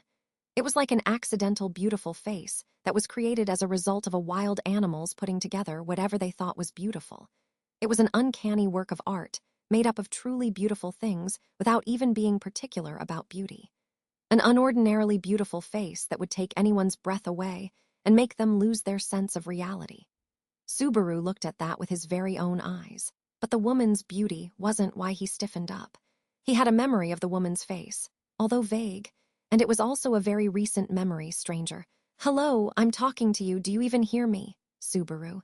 "Why you, stranger? Oh, you can talk after all. Can you cut that out? It freaks me out when I get ignored. Cause. You know," after Subaru's trembling voice made the woman open her eyes wide, she put her hands together in front of her chest. And then, she had a slight smile on her face, a ferocious smile a carnivore would have upon finding its prey, and she said, "Stranger, if you die before I kill you, that would dishonor the Shinigami name." Subaru. The woman, the second attack of the woman that had continued to chant death makes Subaru move on impulse. He grabs the water bucket near Rem's pillow and throws it as hard as he could at the woman. He wasn't expecting it to do damage. He just needed to keep her in check. In fact, the woman had dodged the thrown bucket and the water thrown out of it with a displeased look. Subaru. Ryua! That's when Subaru tackled the woman from a low position in order to grab onto her waist. He'd have a chance if he pushed her down and got on top of her. He'd smash her head with all his might. He was going to do it. He was prepared to do that easily with all the anger and energy he had right now, stranger. "Can you not hug me just because I'm cute?" Subaru. Gah! The low charge at her stomach gets blocked. The woman backs away easily, and when she grabbed the back of Subaru's head with her right arm as he was bent forward, she immediately held him to the ground by brute force. Subaru's nose hits the wooden floor, and he sees sparks. His face gets crushed by such brute strength that you wouldn't believe that they were thin arms. He grinds his teeth, and he bends the lower half of his body like a shachi-hakun while having his face on the ground. He goes for the woman's head with his imperfect heel attack, and she brushed it away with her free hand in an annoyed manner. However, distracting her, even if it was just for a little bit, was good enough. He twists his body, forces the woman's hand off of his neck, and jumped up. "Stranger. Yuck. You're covered in sweat." Subaru. "Like I care." He waves his right hand and jumps at the frowning woman yet again. He kept going for the lower half of her body. At least there wasn't a clear difference in ability for standing technequestry. He'd force her out of the tenement house and keep Rem away from danger, even if it was just for a little bit, even if it really was just for a little bit. Subaru, DZU Ra. His spirit was superior, and he tackled the woman's waist before her arms could stop it. He holds onto her thin waist by force, throws her at the door vigorously, and she immediately rolls out of the tenement house. He instantly tried to get on her to get the upper hand, but stranger, don't get so cocky. Before the woman fell to the ground on her back, she hit Subaru's chest with her knee as he clinged to her, and the impact of her long, beautiful legs sharply pierced Subaru's body, as if gouging his intestines. He chokes, and all of his bones crack. Even if he tried to hold on to her with his arms, the structure of his human body wouldn't let him. Subaru was the one who came off and fell to the ground. He immediately tries to get up to scratch off dirt, but the woman put her bare feet on his head and pushed it to the ground. Subaru, go, oh, stranger. Don't get up. Stay down, you'll dirty the air. Sweat will fly. He lifted his arms and grabbed onto the woman's thin ankles. He strengthens his grip. She didn't budge an inch. She snorts at his resistance, and once again, she swung down her foot that she lifted easily. She crushes his nose. Twice, thrice, Subaru. KAA, stranger, don't touch me. Pervert, I didn't come here to fool around with you. Listen, go to sleep. She steps on Subaru one more time for good measure, and he was silent. Seeing Subaru dead tired with his blood spreading onto the ground, the woman turns around with satisfaction, and she started to go back to the tenement house. She said that her goal wasn't to play around with Subaru. The woman's goal was not about Subaru. What are you trying to do, stranger? Subaru was clinging onto the woman's legs while having his nose crushed and dirtying the ground with his nose blood. Dirt and blood dirty her white skin. The woman's eyes were getting colder. Stranger, get off of me. The woman's sharp demand was frank. Her breathing sounded suspicious, and Subaru couldn't respond with words. He just put his other arm around the woman's ankle, which he was already clinging onto with one arm, to express his intent. Stranger, look! The woman brushes up her hair and looks at Subaru, who stuck onto her, in dumbfoundment. And then she sighed and kneed the man who was glaring at her with his face dirty with nose blood. Stranger, I said get the hell off of me. She knees his lower jaw, and the intense impact bounces the brain inside his cranium. The cerebral concussion even makes him feel like he was losing consciousness, and he saw blood from his nasal cavity get on her dress. He falls down. Still, he didn't let go. He was grabbing onto her, and he wouldn't let her go. Stranger, you're going to die. Subaru, hiya. He shook his head disapprovingly. The pain was unusual. It was irritating his whole body, and his head was being affected the most. His crushed face, kicked body, kneed lower jaw, his whole body hit by unbelievable strength was having a big chorus of pain and powerlessness. The danger alert was going off as loud as possible, and the fear that made him feel like death was near makes his hands and legs go cold. His vision was blurred by either blood or tears, and his shaking was getting worse and worse. Death was right before his eyes. The woman Subaru was grabbing onto right now was the embodiment of death. She was a Shinigami. Death is scary, terrifying. Subaru feared death more than anyone in this world. Doing as the woman said and begging for forgiveness was the right move if he wanted to avoid death and get away. But he wasn't allowed to do it. She wouldn't let him do it. And he couldn't do it because, stranger, you can't stop me, after all. You are a loser. Sabari's resistance was all for naught. The woman started walking. She enters the tenement house without even pulling him off as if to say that he was nothing to her. She goes up, steps on the tatami mat, and heads towards Rem. Subaru, Giga! He bites on the tatami mat and tries to stop her. The tatami mat tears off of the floor.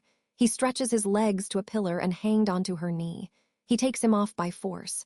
He gets dragged along, and he resists as he scratched the tatami mat. He resists. Stranger, you just don't know when to give up. Do you, you poor sport? Aren't you ashamed of struggling so much? Subaru, ooh. Stranger, so unsightly, so unsightly, so unsightly, so unsightly. So low, so lame, are you stupid? She harms Subaru with abusive language. but he still shook his head stubbornly like a child. Subaru would try to stop the women, even if it meant bleeding, losing teeth, and having his limbs torn off. His unreasonable stubbornness makes the woman click her tongue irritatedly, stranger. This is retribution, but it still leaves a bad taste in my mouth. I am just... The woman grimaces with her beautiful face, and she makes it to the futon with Subaru. Then she looks down at Rem, who was sleeping there, and turned her palm towards her.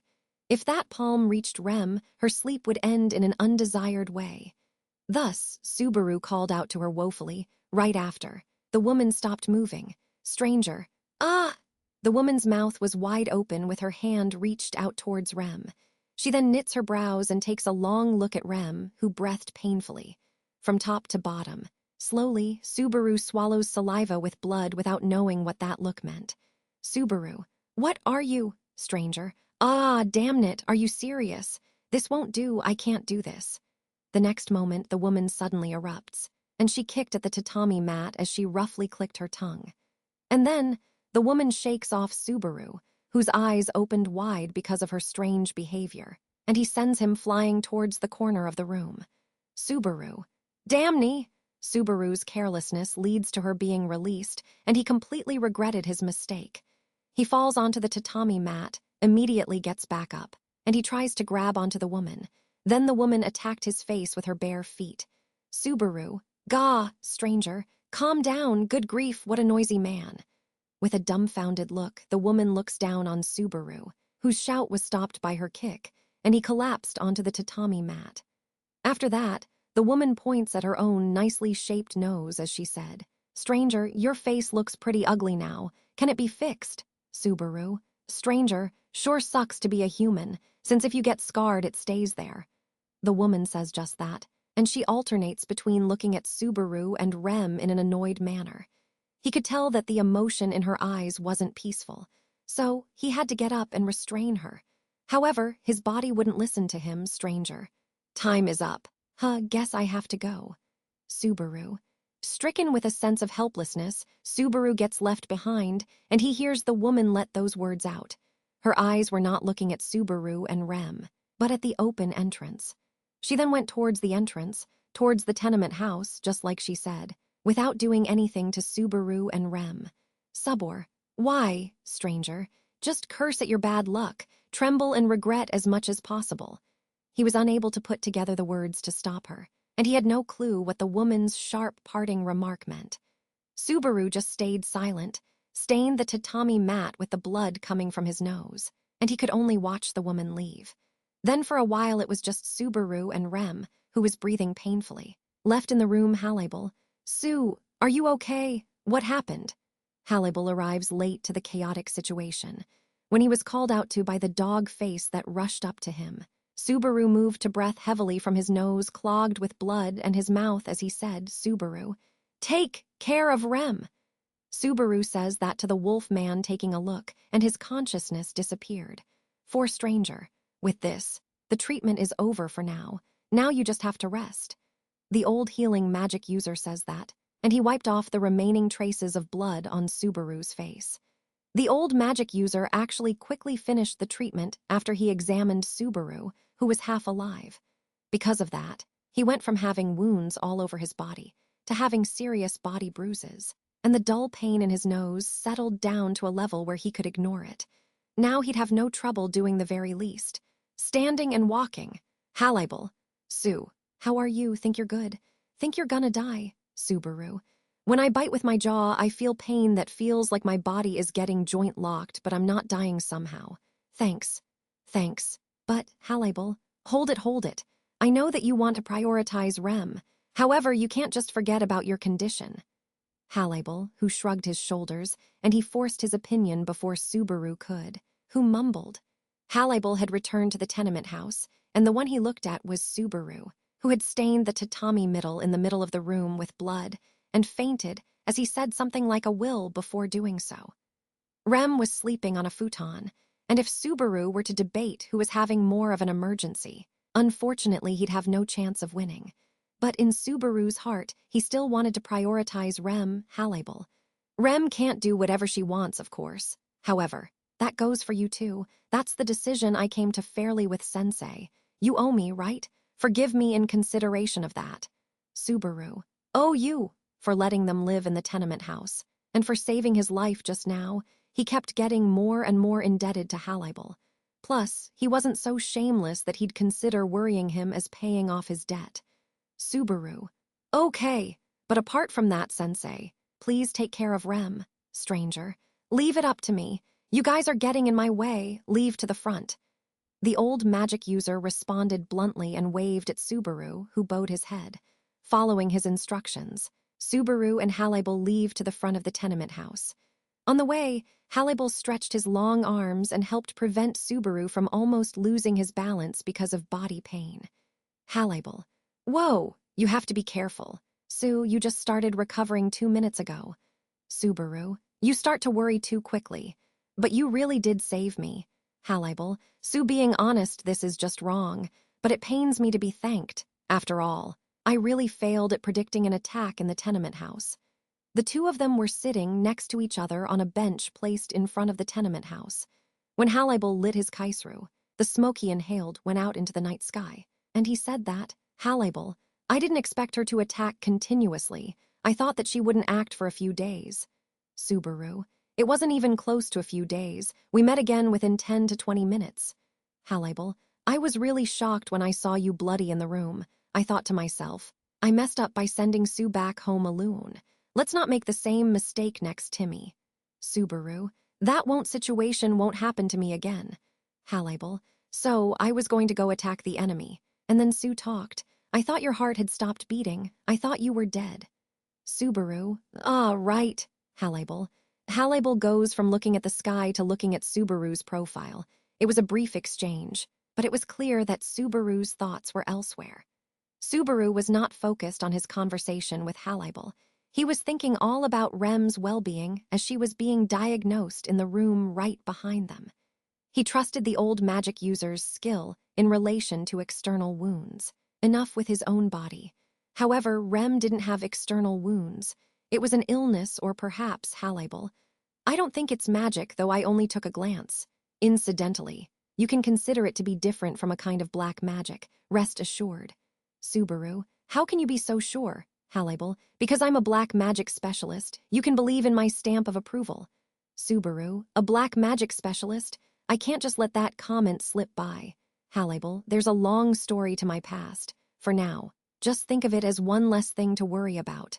Although it was a pretty impactful reveal, Subaru didn't object to Hallible's statement.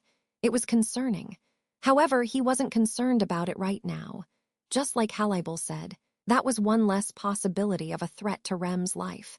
Even if it didn't make him feel relieved, it was enough to ease his mind. And so, they waited for a while as the smoke Hallible gave out went into the night air. Stranger. Thanks for waiting. Subaru. Sensei, Rem, how's Rem? Stranger. It's night right now and there's a girl sleeping. So quiet down. I have something to tell you. Come inside. Showing only his face outside, the old magic user beckons Subaru to come in. Impatience and the somewhat alarming atmosphere make Subaru catch his breath, and he slowly went back inside the room. The room was still in its disorderly state caused by him raging at a woman. Only the futon Rem was sleeping in was fixed nicely, and it made him feel that the old magic user was somewhat thoughtful. Stranger. Hey, idiot over there, put out your Kaisru's fire. It'll harm her. Hallible. But usually you wouldn't say anything unnecessary. Okay. Fine, I get it. Glared at sharply, Hallible obeyed the old magic user and put out his Kaisru's fire. He sat down heavily at the entrance, and Subaru's mind makes him come towards Rem's bedside. The old magic user sitting at the side opposite of Subaru being speaking with a hoarse voice as he said, All right, stranger, let's start with the good news. This girl is not unconscious because she's injured or has an illness, and I'm guessing you've heard from that idiot that it has nothing to do with a curse. Subaru. Yeah, stranger, basically. This means there is nothing wrong with her. Subaru. Huh, no wait. The old magic user's statement makes Subaru's eyes widen, as he couldn't understand what he was saying. He said nothing was wrong. Rem collapsed, her breathing sounding painful. These were all true facts. although her breathing was calm now, perhaps because of the treatment. Subaru, sensei. Rem collapsed. She was in pain. Examine her more thoroughly, stranger. You're an idiot.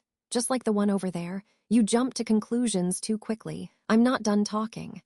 Halabel, you don't have to call people idiots, stranger. Quiet. Idiot, and I'm going to tell this idiot something. That was the good news, now I'm going to tell you the better news. Subaru, the better news? There wasn't anything wrong with Rem. So what kind of unbelievable news did he have in store for him next? Subaru decided to keep silent in hopes that his next words would provide clarity. And then, after a pause, the old magic user continued speaking to Subaru, who waited for his words. Stranger, congratulations. Subaru, huh? Subaru was taken aback by the next word he said, and let out a sigh. He didn't fully understanding the word congratulations. Was it a name of a person, a name of a place, whichever one it was? It was a different world proper noun that Subaru wasn't familiar with. What did it mean? Subaru. So you're saying Rem can be saved because of congratulations? Stranger. Hey, playboy, there might be someone who's dumber than you are. The old magic user scratched his head with a dumbfounded look as Subaru questioned him with a stiff expression. Halibel scratched his head similarly as he went, well, and tried to make him see the matter his way. Halibel, shouldn't you have told him in a different way? I'm not surprised that this confused him. Subaru, what do you mean confused me? Please just tell me. What's happening to Rem? Halibel, you see. Sue, by congratulations he means congratulations. And I congratulate you too. Congratulations, or rather, congratulations. The word that was repeated to Subaru, who was confused. That word meant stranger. Your wife is pregnant, it's your child. Subaru, pregnant, she's pregnant. The old magic user's explanation shocked Subaru as his eyes opened wide. Pregnant, congrats. Congratulations. All that goes around inside his head, beating up his brain. Subaru continued to be confused as the magic user looked at Rem with a serious expression. Stranger, don't worry about her being unconscious. She just exhausted herself so much that she became lightheaded. She'll get up soon if you let her rest. Collapsing is not something that should be praised. Though, Halibel, she does push herself way more than your average wife, after all. We can't learn anything from what happened tonight. That being said, this doesn't mean that we could be completely relaxed. Either, Halibel was murmuring about how Rem ended up exhausting so much that she fainted. It's true that they couldn't learn anything from what happened tonight. They weren't going to get attacked frequently like that. Still, it wasn't like they had fought off the enemy. She just retreated on her own for some reason. He couldn't possibly believe that everything was over now. Halibel, but she really didn't kill you when she could have. Huh, just like Halibel said, the woman had plenty of chances to kill Subaru and Rem before he arrived. She was hostile enough to make him tremble, and yet nothing happened with it. It was also true that she settled down. That's how they escaped death, by the skin of their teeth. Her true motive was still not clear at all, though. Halibel. Sue, are you okay? Subaru. Halibel taps Subaru's shoulder as he wouldn't participate in the conversation, and he looks at his face. After doing all that, Subaru finally returns back to reality, and his eyes met the slit eyes in front of him. His mind and heart were a mess with chaos and confusion.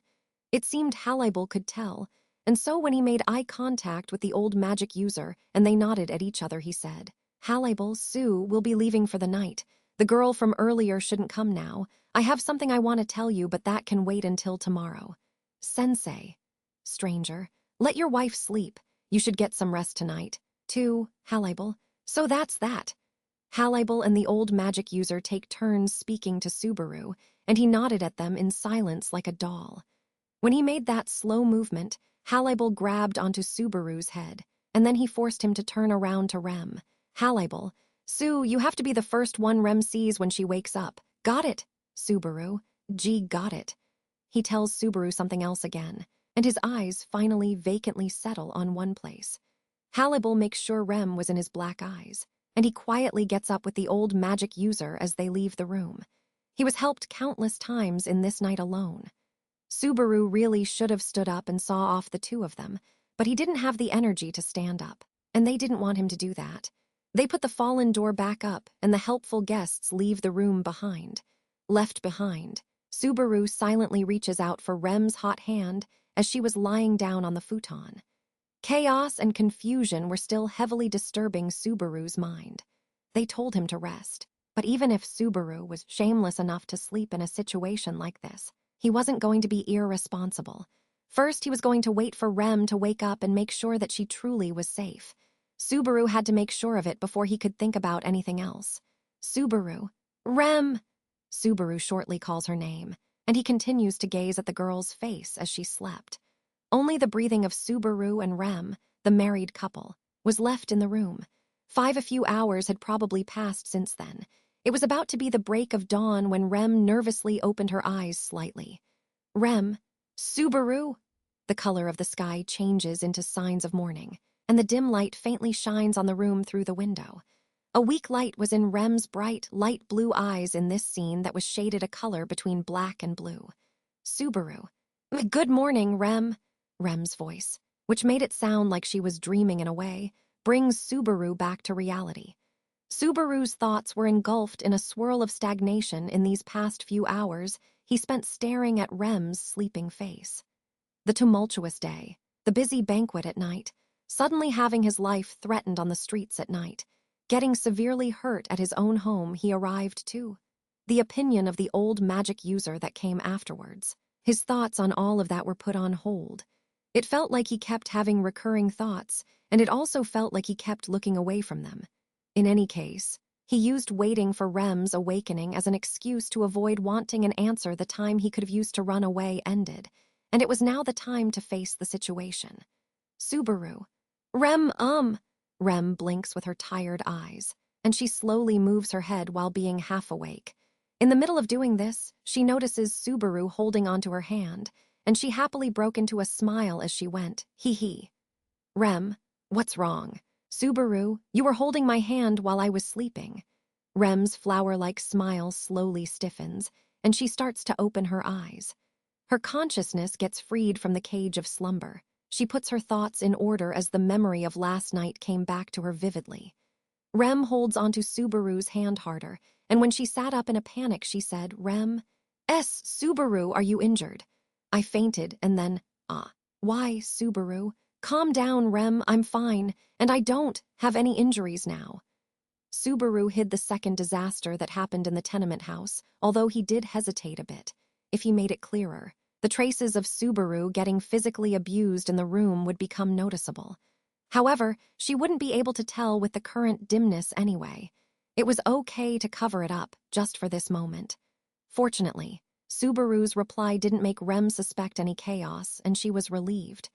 Rem, thank goodness. If anything happened to Subaru after that, I would be very, Subaru. I hate to admit it, but it's all thanks to Mr. Halibel. He fought off that suspicious person. Rem, oh, I see. Mr. Halibel did. I'll have to thank him later. It seemed that her memory was clear to a certain extent, and that she remembered Halibel coming in to help. In fact, it seemed like Rem clearly remembered things that happened up to the point where she was about to faint. Once she closed her lips tightly, she continued with a, so, as she said, Rem, what happened to me, Subaru? You, Rem.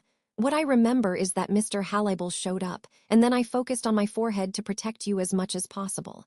However, that's when my consciousness faded away and, with her free hand, Rem touches her forehead, the spot where her horn appears, and she knits her thin brows.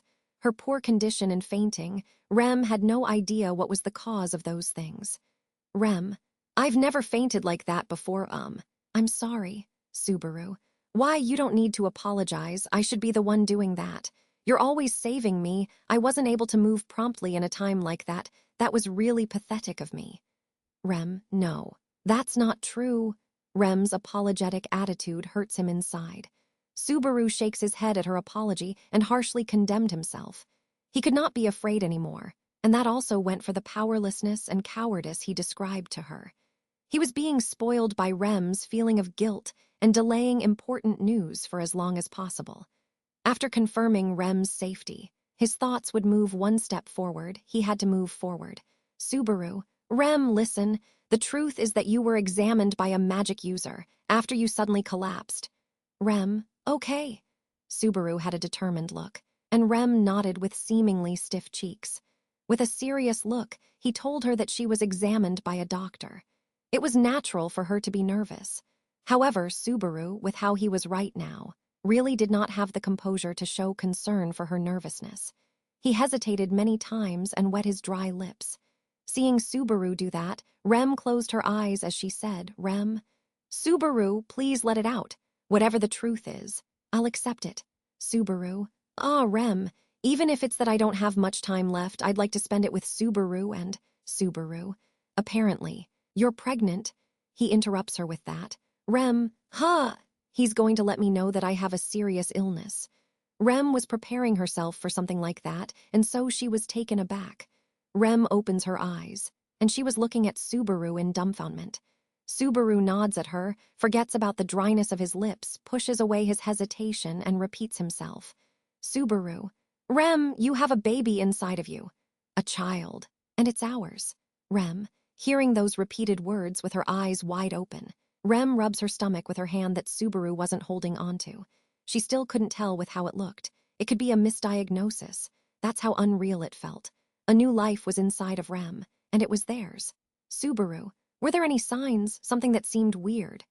Rem, I had a slight fever. For a bit I just thought that maybe I was tired. After finally settling in one town and being relieved, my body was tired. That's what I thought. Rem answers Subaru's awkward question while choking. He was bothered by the fact that Rem didn't tell him about the noticeable symptoms of her slight fever, but he understood how she felt.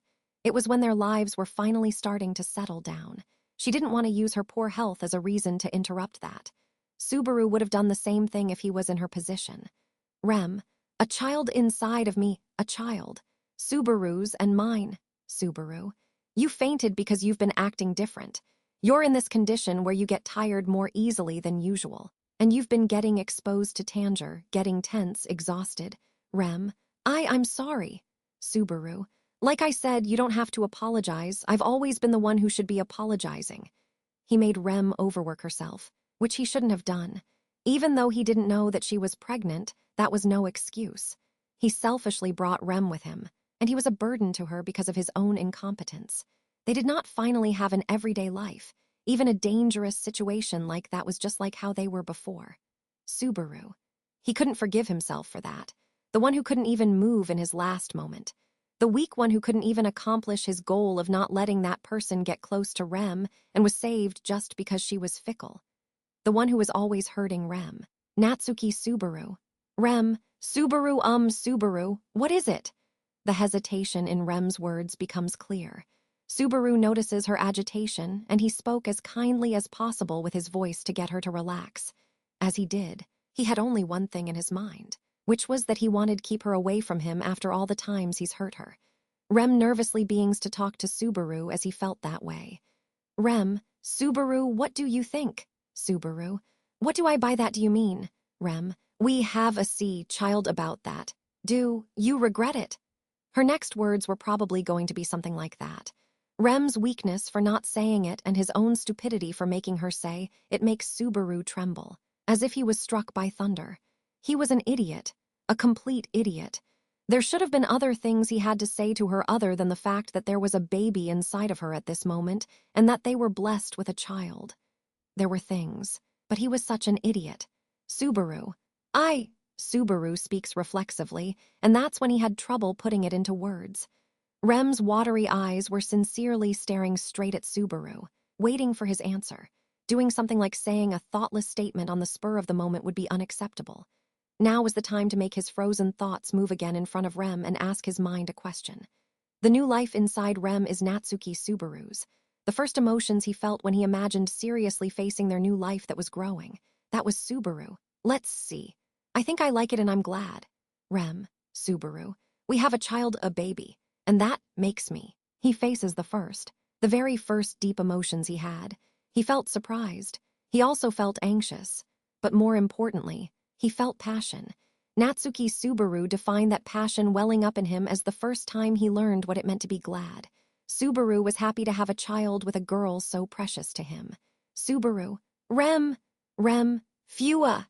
Subaru gives in to the urge hurting his chest, and he hugs Rem without thinking. That sudden action surprises Rem, and the warmth she felt from Subaru, who was very close to her, makes her goggle in astonishment. Subaru brings his lips near her ears, and with everything he felt, he said, Subaru, thank you, Rem. Thank you, Rem. Rem, Subaru-ku, Subaru. I'm so happy. We have a kid, a family. Rem, Subaru cleared away his anxiety about the distant future, acted on the impulse he felt at this moment, and all of his words were his true feelings. He had a baby with Rem. The two people who lived in Kararagi and called themselves a married couple. Although it was just for form's sake, they were going to become a true family. Rem, ooh, foo, being hugged, Rem nervously put her arms around Subaru's back. While hugging each other on the futon, Rem lets out a voice from her lips that sounded like crying. It had to be the relief brought by the needle of his words breaking up the anxiety that had been growing endlessly. Subaru, thank you, Rem. Rem, N-O-N-O. Wait, I'm the one that should be, Subaru. Thank you, Rem. Still hugging each other, Subaru expresses his gratitude again to Rem, who let out a sob. When Rem accepted it, her throat clogs up, and warm tears fell down from her eyes. The intense impulse inside Subaru's chest naturally goes to his throat, and then into his eyes, spreading all through his body, and he begins to shake. Subaru, ah ha ha ha ha ha. He tries to hide it before that impulse turned into tears and then into sobbing. His laughter was also shaky, and as a result, he couldn't hide anything anymore. Though, this was the moment where he just simply wanted to share the joy of being blessed with life as a married couple. Because even if there were still things he had to think about, anxiety and danger, Rem. Subaru, thank you, I love you. Subaru's gratitude and Rem's confession were, without a doubt, real. Chapter 3, 3 months, 1 halibal. Still, that really surprised me. My heart almost stopped beating again. Subaru, about that. Rem, we're sorry for troubling you. Subaru and Rem were the ones who bowed their heads side by side in the room as it approached dawn. In front of them, it was Halibal who was making them apologize as he nodded calmly. He puts his hand inside his kimono, moves his eyes while he scratched his chest, and stared at the wall of the room with human-made dents and cracks. At the very least, these marks weren't there last night. Habliel, what's up with all that? Subaru, they're the result of a ceremony to confirm a married couple being blessed with a new life, maybe. Rem, I'm sorry, I couldn't control myself very well. I guess because I was so confused. Subaru wiped his face with a towel, while Rem hung her head, showing regret. In short, the dents in the wall were from Subaru crashing into it, and Rem was the one who made that happen. It happened right after she was told that she was pregnant, and they shared the joy of being blessed with a child. Subaru, yesterday was the continuance of shocking events. I wanted to make sure that having a child wasn't just a dream, so I asked Rem to hit me a little hard, and then that happened. Rem, shrug, Halibal. Well, I'm just glad you didn't die because of it. I wouldn't really be able to rest in peace if you did. Halibal comments on the married couple's unusual sort of way they talked about their happiness with each other, and he looked away from the wall's dents. After that, he slightly opened one of his slit eyes as he said, Halibal, anyway, let's talk about the cost of repairs for the wall later. Subaru, later, Halibal. I have something I need to talk to you about, although it's nothing big. Halibal, sitting crossed-legged on the tatami mat, started talking as he shook the kaisru in his mouth up and down. The way he entered the topic sort of made the nervousness from last night return to Subaru. Rem's hit filled with love proved that the tumultuous series of events wasn't just a dream. In short, all of it wasn't just a dream, including what Halibal did last night. Halibal, in short, saying that I'm a playboy as a tenement house manager was just a disguise. Halibal confidently made a confession about himself, as if supporting Subaru's thoughts. The first major event that happened in the morning, continuing from last night. There seemed to be a serious light in Halibal's eyes, Subaru. Wait, no there isn't, and he isn't even apologetic. Halibal, why would I need to be apologetic? I didn't do anything wrong, and I also protected you guys. After saying that there was more to it, Halibal responded to Subaru like he always would. It was very like him to be aloof and go at his own pace. He just accepted that, since he could even be confusing by suddenly starting to use an authoritative tone, like his personality had changed. Anyhow, while Subaru fixed the position of Rem's futon blanket cover as she reflected upon herself, he said, Subaru, "So about why you came out with that revealing. Shocking truth. Rem, sorry, Mr. Halibal, I kind of figured. Halibal, why at, how embarrassing. If you did, then that's really embarrassing. How embarrassing." Subaru's eyes were half open, while Rem's eyes looked down awkwardly. Listening to their replies, Halibal looks up at the ceiling, and he sighed dramatically as he opened his big mouth and said, "God damn it." Subaru, hold on, you sigh stuff like, "God damn it," but aren't you said to be famous? Actually, I did sort of figure judging from the reactions of people around you, but you didn't even try to hide your name. So, being found out and being troubled are things you brought upon yourself. Rem, I also heard a lot about Mr. Halibal, the Great, so I thought you were testing us at first when you said that you were a tenement house manager. Halibal, so I've been found out since the beginning. Woe is me, Subaru. Woe is not you. Subaru just now realizes that he had been left in the dark by the two of them as he made that joke. How anxious did Rem feel for not telling even Subaru that they had suddenly met Kararaga's strongest on the first day they moved. He was pathetic for being unaware of how much Rem had struggled, despite having peaceful days in this town. Subaru, you should have told me. Rem, why did you carry the burden all by yourself? Rem, Subaru. Rem is always like this. She always sacrifices herself more than others. Even though they were living together now, she sacrifices herself for Subaru. That's why she put the burden on herself until the situation came to light. Yet again, Rem, I'm sorry. I didn't know Mr. Halibal's true motive and Subaru. And, Rem, and you're terrible at lying. I didn't want to provoke Mr. Halibal since it'd show in your behavior if I carelessly told you about his identity. Subaru. So you thought very realistically and didn't trust me. Subaru gets showered with Rem's sharp words again and again, and so he raises his voice. Seeing Subaru do that, Rem waved her hands in a panic as she said, "Oh, you've got it wrong." Rem, I do trust Subaru. Really, words are not enough for me to describe how much I trust you. However, trusting you and making you do something you're incapable of doing are two different matters. Halibal, the more you speak, the more I feel bad for Sue. So let's leave it at that, shall we? Rem tells her realistic opinion without hesitation as she put her unlimited love and trust into words. In actuality, Rem was right to be concerned. Subaru wasn't so sure that he'd interacted with Halibal in the same way after she'd told him about his nickname. Still, there was something he had to confirm in order for him to be convinced. Subaru, this may be a basic question, but is Mr. Hal really the strongest person in Kararagi? You sure it's not someone else in your family? Or a good little twin brother? Rem, about that, sorry, I'm not completely sure. Halibal, I'm in a bit of an awkward position now that you've apologized for that. Rem apologizes in response to Subaru's meaningless point, and it hurt Halibal. Halibal, I mean, do you have a problem with me being the strongest or something? Listen, I am the strongest. Or is that the kind of thing where you love the same old me too much, and not the real me? Subaru, it's not something disgusting like that. It's something more idealistic. A strong person should have a strong person's personality. Something like that. Halibal, now you're just insulting me. Halibal raised his voice unexpectedly because of Subaru's reasoning. Still, somehow he was Kararagi city-state's strongest. He was the strongest in one of the 4 large countries. Of course, he'd like him to have a fitting character. Like how that sword Saint Reinhard van Astra is an overwhelming warrior in the Lugunica kingdom. Subaru, well, I guess that's just me being sentimental. Halibal, it's not like I don't see your point, but this is what I've been doing for a long time. To be honest, I don't care that much about being known as the strongest, and I don't understand being proud by being strong in a head-on fight and having confidence. He skillfully moves the kaisru in his mouth and draws a circle at the tip. Halibal's attitude makes Subaru knit his brows, and he tilted his head as he said, being strong in a head-on fight? Halibal, I'm a shinobi warrior. My specialty is attacking around my opponent's weak points. Oh, but the details on how we fight are classified information.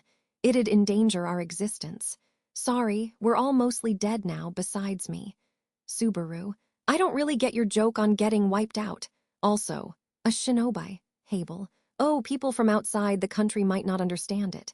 As for shinobi, it's like that. Like, how could I put this? They're that. It's a job where it'd be bad if I explained that part. Rem, you haven't been specific about anything. Rem mercilessly casts aside Hallibel's explanation that lacked the main point. Forgetting about the two of them, Subaru was correctly connecting shinobi with shinobu inside of his head. In other words, he connected it with ninja.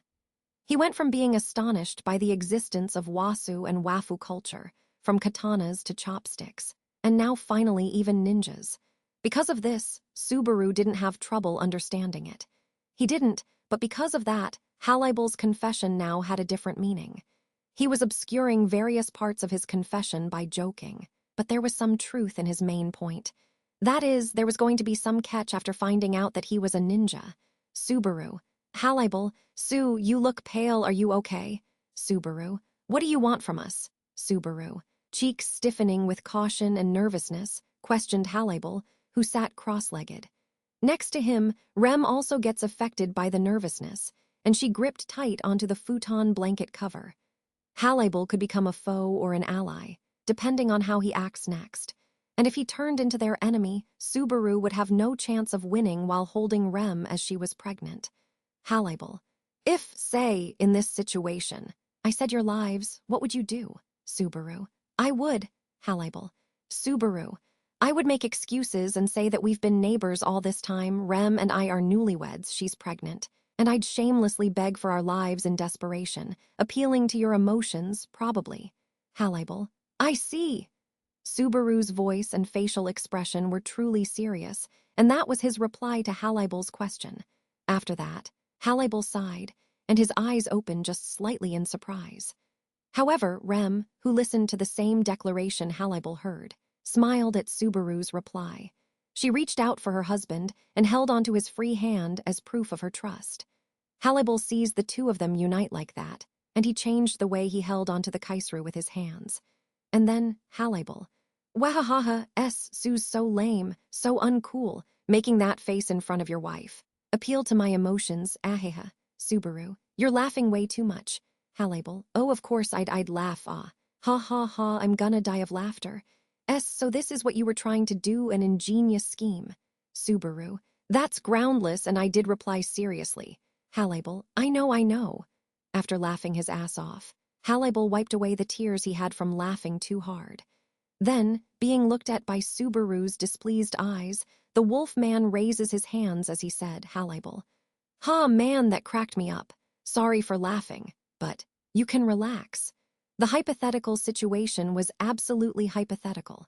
After all, even if I really did have a job where I'd get in trouble for getting found out, it would be horrible to act without changing my name. Subaru, that's true. Hallibel, besides, it would be too counterproductive of me to get rid of someone I saved. If I was going to do that, I might as well not have bothered saving you yesterday. Subaru, he touches on the attack that happened last night, making Subaru tremble as he remembered the predicament. In truth, if Hallibel hadn't come, Subaru wouldn't be alive right now. The baby inside of Rem wouldn't be alive, either. On top of that, the baby would have been lost without them ever finding out about its existence, Subaru. I'm really sorry for saying this so late. Mr. Hallibel, thanks a lot for yesterday. You are lifesaver. You saved me, Rem, and the baby inside of her. Rem, please let me thank you too. Thanks to you, we didn't end up losing our child. Thank you very much. Hallibel, woo, how sincere. I'll gratefully accept your thanks since it makes me happy. Though, seeing Subaru and Rem quickly bow their heads, Hallibel cheerfully smiled. However, after that, while still having a smile on his face, he pointed the kaisru in his hand at Subaru as he said, Hallibel, okay, I accept your thanks. Still, you gotta quit it with that discomforting speech. It's really embarrassing for Sue to call me Mr. Hallibel at this point. Rem, you too. If you could stop with the Mr. Hallibel stuff now and be more informal with me, that'd make me happy. Subaru, yeah, got it. Thanks, Mr. Hal. Rem, I'll see what I can do, Mr. Hallible. Hallible, your wife sure is stubborn. Hallible raises his hands to surrender to Rem, who stubbornly insisted on keeping the honorific. Then, Hallible lit the kaisru that he held with his raised hands, and he put it in his mouth. He then smokes it. Once Subaru saw the rising smoke, he made a sour look. Subaru, Mr. Hell, tobacco can harm a pregnant woman's body, so from now on, smoking is forbidden in this house. Hallible, oh, don't worry about it. Mine has no tobacco. Unlike a normal kaisru, mine is like medicine. It's used by shinobis. Rem, medicine, you say? Hallible, yes, if I don't smoke this regularly, I'll die. Ha. And then we'd all be wiped out. Subaru, there you go again with jokes on getting wiped out? His excuse sounded like a joke, but the wafting smell of the smoke made Subaru think otherwise. The smell of the smoke Hallible put out certainly was different from what you'd call tobacco, although Subaru wasn't very knowledgeable about it. It did not have the smell of tobacco, but the smell of medicine, but it's not like that be good for a mother's body either. Subaru, anyway, refrain from doing it when Rem's here. If there's ever a time when you're torn between decisions, you could help our child out by bravely dying out. Hallible, you just said that I'm a lifesaver, though. Subaru, being a lifesaver and being a smoker are two different matters. Go do it by the window. Hallible gets sent from the middle of the tatami mat to the side, and he gives out smoke out the window while being sulky. And then, with his slit eyes, he looked at Subaru, who protected his wife and child, and said, Hallible, putting the matter of the child aside is something to be handled by the husband and wife. Let's talk a little more about last night, shall we?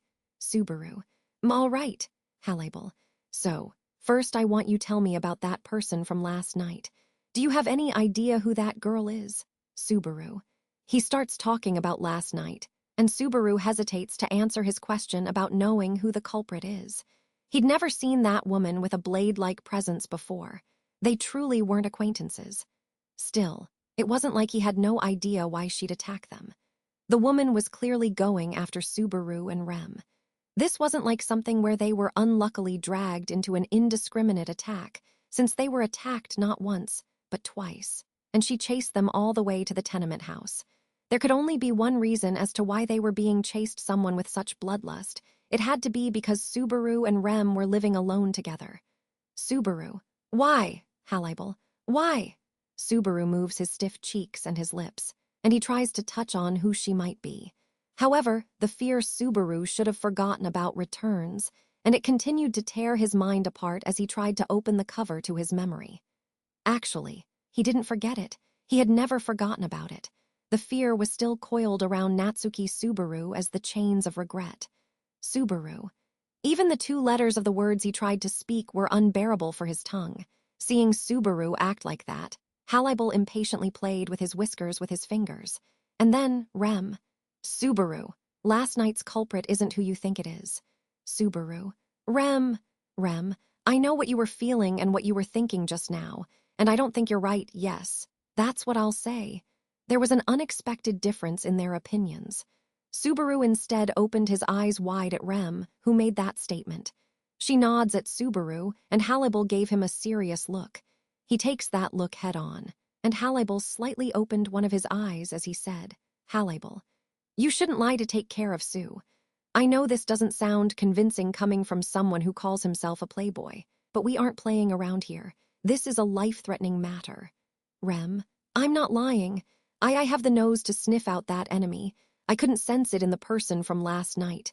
So, the culprit is not related to what he thinks. Hallible, how reliable is your nose? Rem, I'm able to be with Subaru right now because of my nose. Those words did not justify anything. Still, they were declared so confidently that it didn't feel that way. As a result, Hallible's reacted a little late.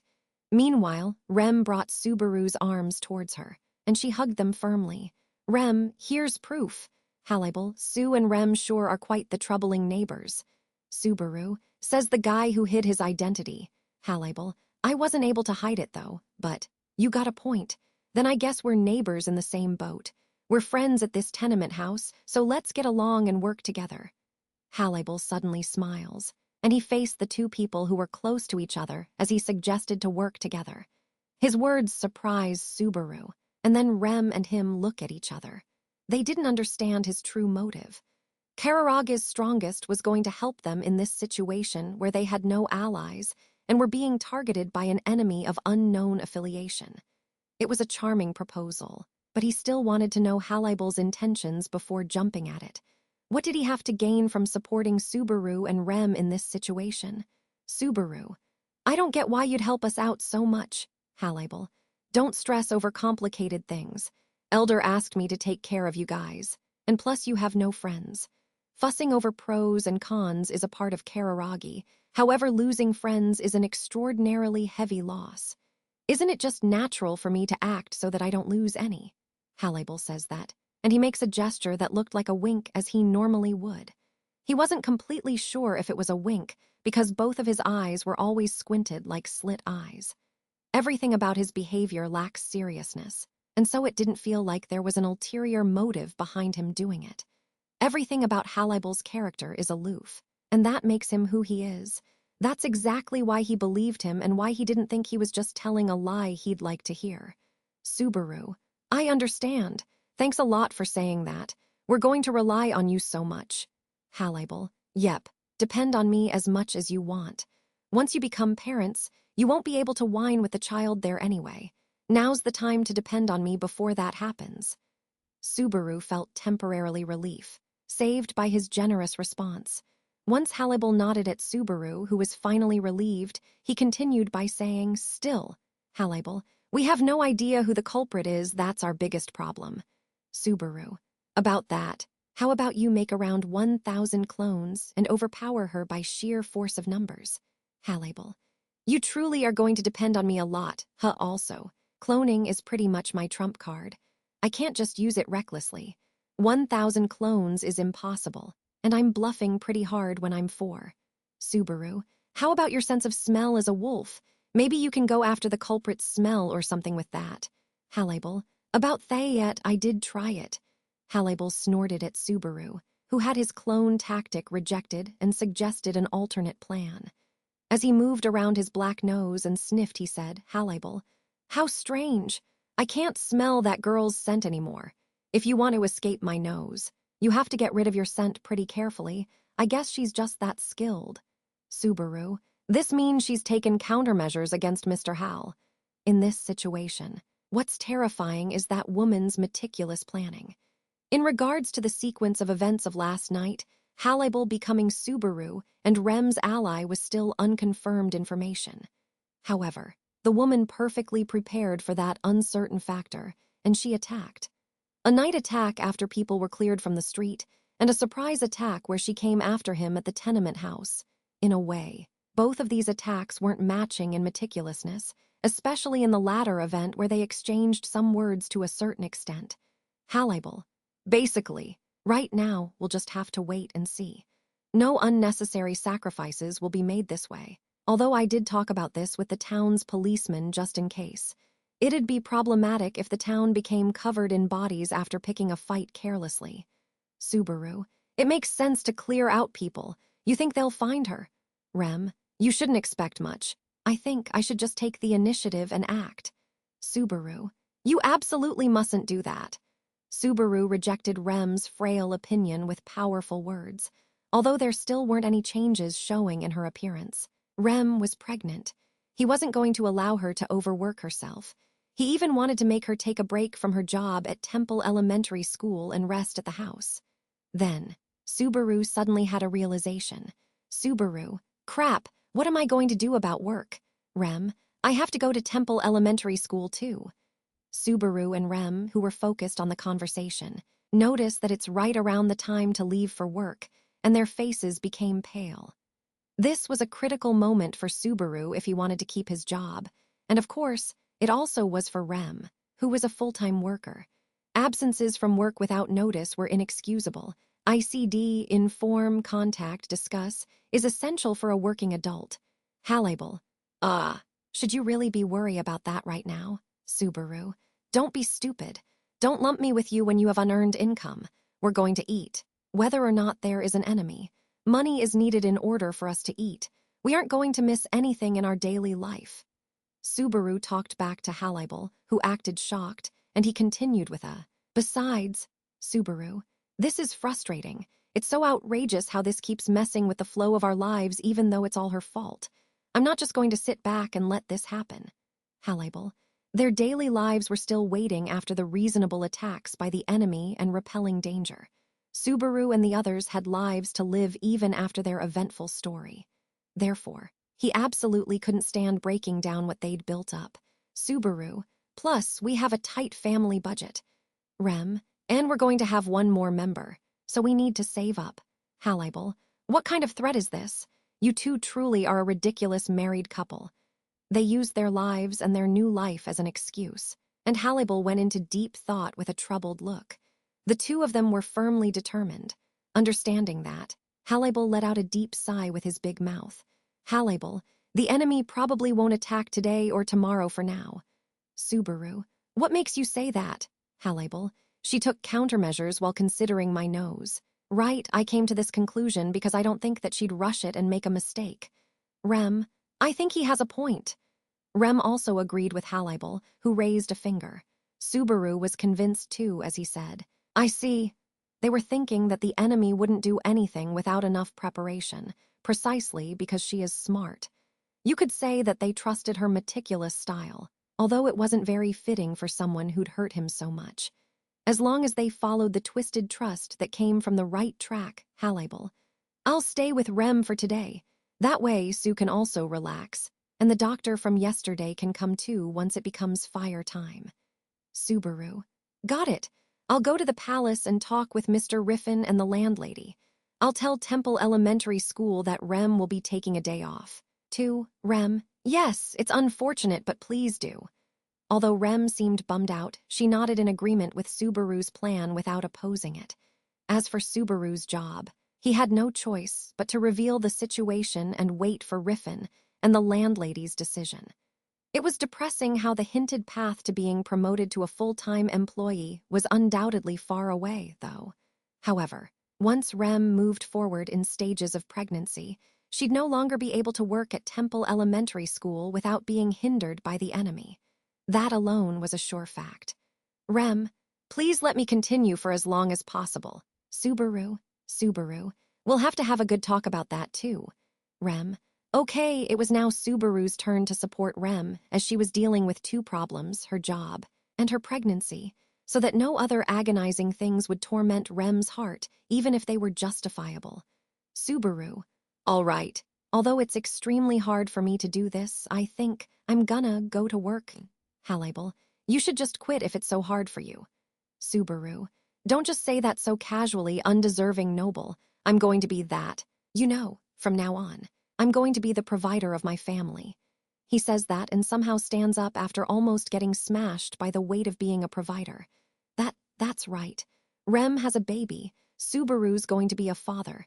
He's going to become the provider in order to protect this place called the Natsuki home. These were the thoughts weighing very, very heavily on Subaru. Rem, take care. Subaru, I'll be waiting for you to come back home. Subaru, yep, I'm off now. Rem, smiling slightly, gently relieves the pressure and reluctance Subaru had, and she sees him off. After that, Subaru took a deep breath, and then he goes towards the tenement house exit. He put his hand on the door, and he finally turned around. Subaru, Mr. Hal, please take care of Rem, seriously. If something happens, please sacrifice yourself. Halabel, I never had a talent for dodging attacks, mind you. He waves, makes sure Halabel promised him, and he left. The wind was cold, and the rising morning sun was slowly starting to brightly shine on the town of Bonin. Subaru, so bright! He probably thought that the morning sun was brighter than usual because of his current state of mind. While thinking that way, Subaru started walking towards his workplace to fulfill his duty. 2. The turmoil that continued from last night, this series of events, shocked Subaru significantly. It was hinted that he'd be promoted to a full-time employee at his workplace, and then his life was threatened by an unfamiliar enemy on the streets at night. Once he got home, he was nearly killed by the enemy that followed him, and lastly, Rem's pregnancy was revealed. Honestly, the good and bad major events were too much for a single day. He even wanted to complain. Still, there were plenty of happy realizations that happened because of the major events continuing. First and foremost, there was celebrating Rem being pregnant. That was a huge deal. As usual with many men, the shock from unexpectedly finding out one's partner is pregnant is immeasurable. Subaru also was so shocked that he couldn't even tell that his surprise was surprise. However, after the first wave of shock subsided, pure joy as well as gratitude towards Rem were left in Subaru's mind, so he was happy about it himself. Children should be loved by their parents and born with joy and blessings. Even though Subaru knew that this rule didn't apply to all children, he wanted to believe in the ideal. Or at least, Subaru was raised in such a way that made him believe in it. That's why he wanted to love his child. He believed that being loved brings happiness. That being said, always being worried about not being prepared enough is an entirely different matter. And then there was the second realization. They realized they were blessed with the people around them. First of all, they were able to settle down in Bonn town thanks to the connection they made with the person they had met on their journey. News got around. They made connections with Hallibal, and then that led to them escaping death by the skin of their teeth last night as well as his help this morning. And then he even realized it in Temple Elementary School when he came to tell them that Rem would be absent from work. Stranger. Pregnant? Really? Wow, that's great. Subaru was blessed so much by the Temple Elementary School staff that he was the one who behaved modestly. Frankly, it was a personal affair of a newcomer. He prepared himself for insults like, the new female teacher doesn't know how to responsibly separate her private life from her job. But it wasn't anything to worry about. Another teacher covered for her absence, and he was told that a higher-up would talk about what would happen from here on out. He did nothing but thank them. In an unexpected way, he found out about his wife's popularity at her workplace, and it made him proud as a husband. That's how things didn't go as he expected in a good way, and then Subaru went to his own workplace. He had to tell his employer Riffin and the landlady superior about the situation and discuss what they'd do from here on out. Of course, this was a personal issue. Subaru was planning on discussing it when the opportunity came.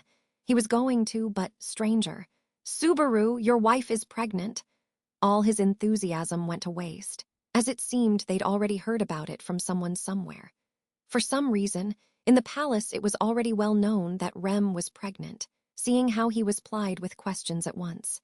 His memory on what happened after that wasn't very clear, but it did end with a warm conclusion of, "Ooh, Subaru may have a childish look, but I guess he really does get some." Too, after that, he did have another opportunity to have a discussion with Riffin.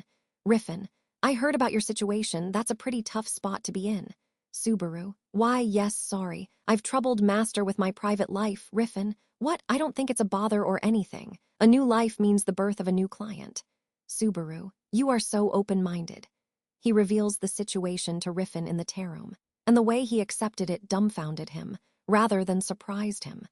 Seeing Subaru react like that, Riffin continued speaking as he said, Also, Riffin, I heard about what happened last night from Mr. Hallibal. If there's anything on your mind, feel free to talk about it. The ladies and I will listen to what you have to say.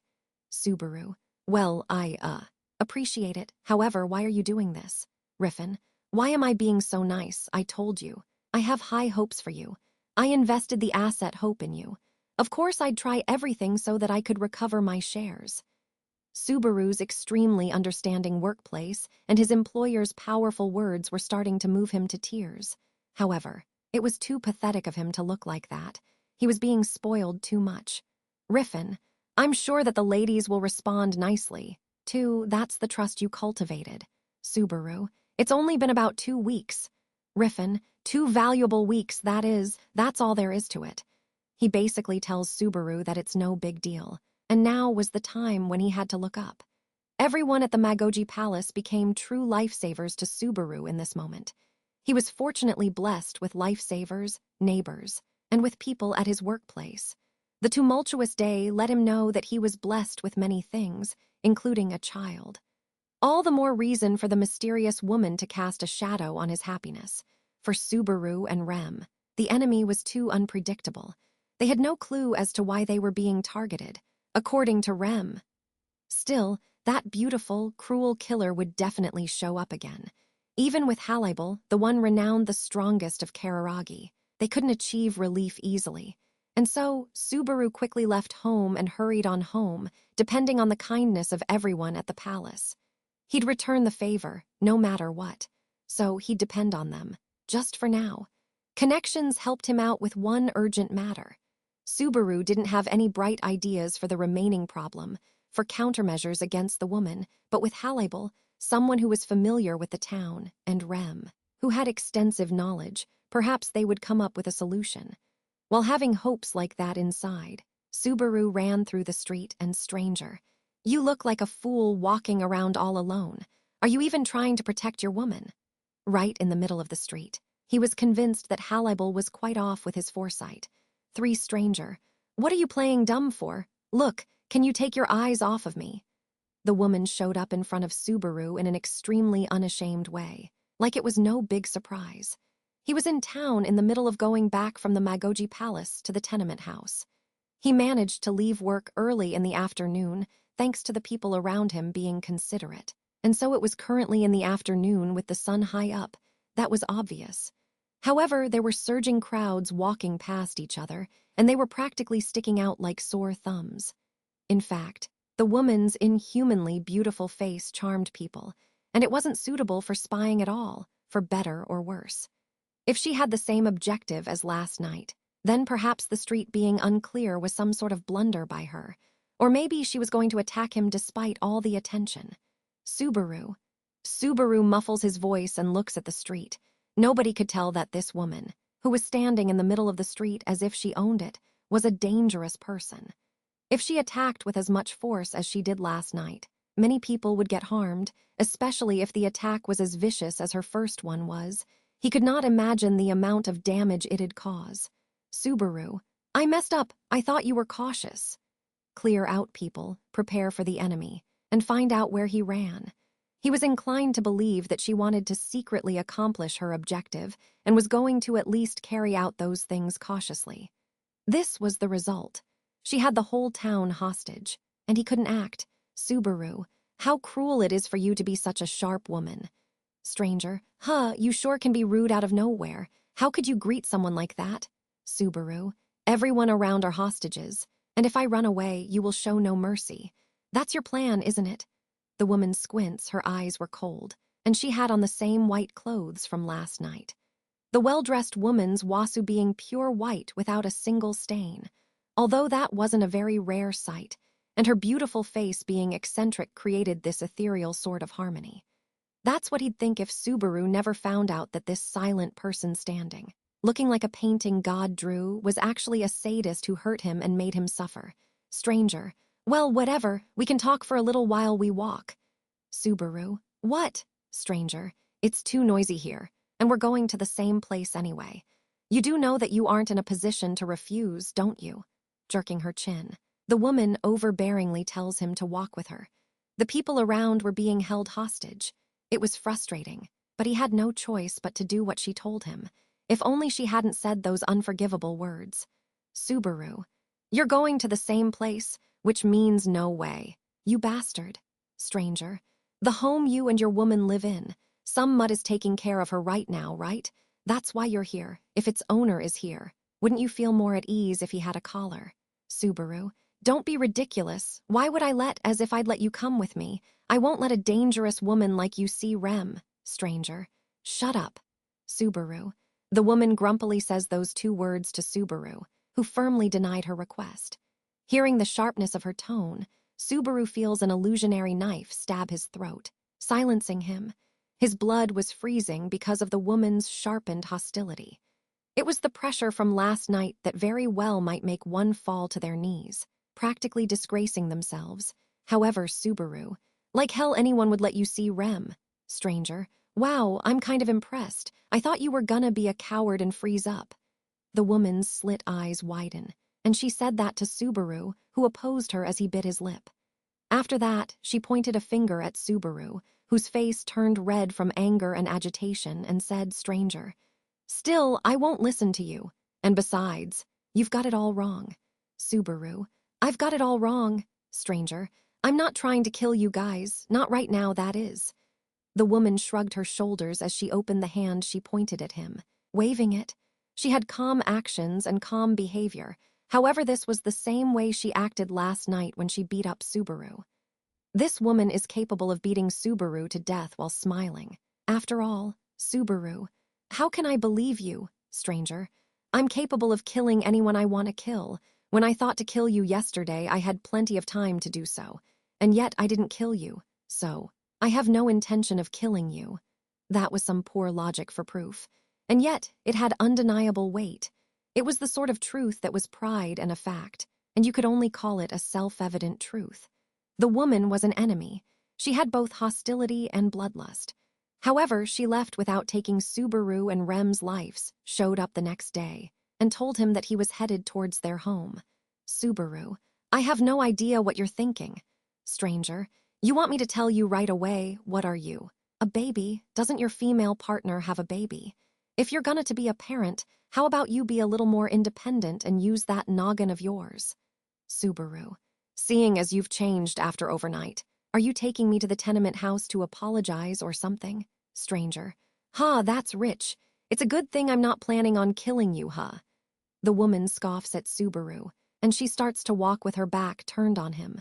She didn't speak, but her shaking milky white hair was silently pressuring him to come with her. Even if he resisted now, the woman would still head towards the tenement house. The town was also being held hostage. Subaru, how do you know Rem is pregnant?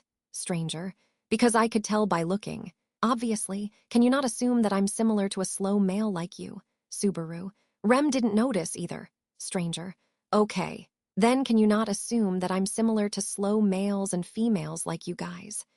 The woman dutifully corrects herself and walks through the town with Subaru while humming. It was unfamiliar, messy humming that didn't have a melody or anything really, but something about it sounded nostalgic.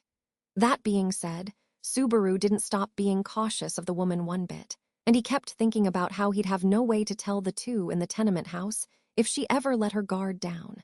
Still, coming up with a dramatic idea in the mere 15 minutes it'd take to get there was highly unlikely, Halabel. I did feel like your smell was coming back awfully quickly.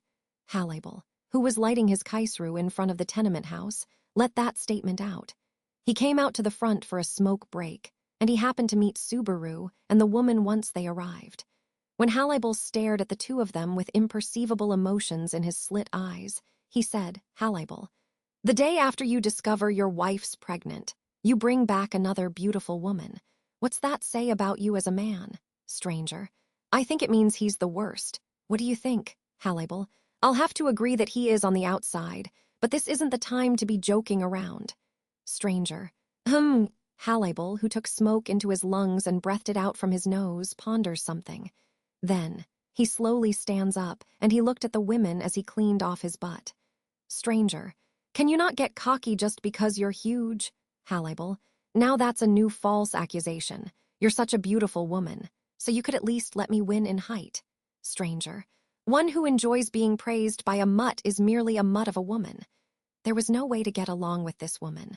The woman's stern reply didn't bring down Halabel, but as for Subaru, he was worried about this grim situation and Rem, who would have to get involved eventually. Subaru, Halabel, where's Rem? Halabel, I'm surprised you asked in this situation. She's inside. She wouldn't listen when I told her to at least let me do the housework. I gave in. Subaru, sounds like Rem. Although she was pregnant, you could actually say that she was still in the early stages of pregnancy. Since her stomach didn't look all that different, at this point, housework shouldn't be that much of a burden on her. Although this was just Subaru's guess, he made based off the little knowledge he had in health and physical education. The woman next to him was 100 times more likely to be a burden. Halabel, so, really, who is that girl? She does have quite the foul mouth, but is she a friend of yours? Subaru, no, you must know who she is. She's the woman who attacked us yesterday. Halabel, who? Subaru was disappointed by Halabel's poor guessing ability as he thought about how slow he was to get it. He thought that he was having a pointless conversation to kill time, but apparently that was not the case. However, Halabel had an odd look after Subaru made that point, and he said, Hallible, she's the girl from yesterday. But wait, stranger. What? Are you trying to say that it's a lie? Are you trying to say that I don't look like someone who'd do something like that? Can you not make me laugh? I threw this guy all over the room. Beat him to a bloody pulp. Wait. Come to think of it, yesterday you disgusted me with all that sweat you were covered in. What are you going to do to make up for that? Subaru. Nothing. My body is shaky as hell now. Be satisfied with that. The woman interrupts Hallible, and in the middle of talking, she heats up with anger as last night came to her mind. Seeing that unreasonable behavior, which was like an outburst of anger, Subaru tries to appease her rage by reasoning that he could still feel the pain from the bruises on his body. And then, once this ruckus suddenly began in front of the tenement house, it happened. Rem, I'd like to talk. The tenement house door opened, and the one who stepped foot into a dangerous situation was a blue-haired girl. It was Rem. Rem finished up the housework, and when she loosened the tied sleeves of her kimono, she smiled at Subaru. Rem, welcome home, Subaru. You're quite early today. You really wanted to see me that badly. Subaru, yeah, I sure did, to be honest. It hurts when I'm not with you, even if it's only for one moment. Rem, well, yes, I feel the same way. Oh no, now I'm blushing. Stranger, can you not? The married couple's innocent exchange make the woman's displeasure explode in a different way. The woman pulls her own short hair out as she said, stranger. Sheesh, this is just wrong, Rem. I'm sorry about that. How about we go inside and cool down first? I'll make some tea, so please come on in. Stranger. The woman was probably trying to say something you would never expect to hear from her. The women looked stupefied.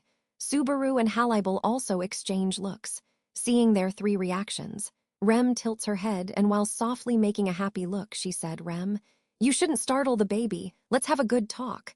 So she most definitely had mouthed, the mother is strong. For Tia, my name is It's Tia, call me that for now. The woman Tia, who was led into the room and sunk onto the tatami mat, named herself in a discomforting way. In front of Tia, Subaru and Rem were sitting next to each other, and Hallible was standing and leaning against a wall near the entrance.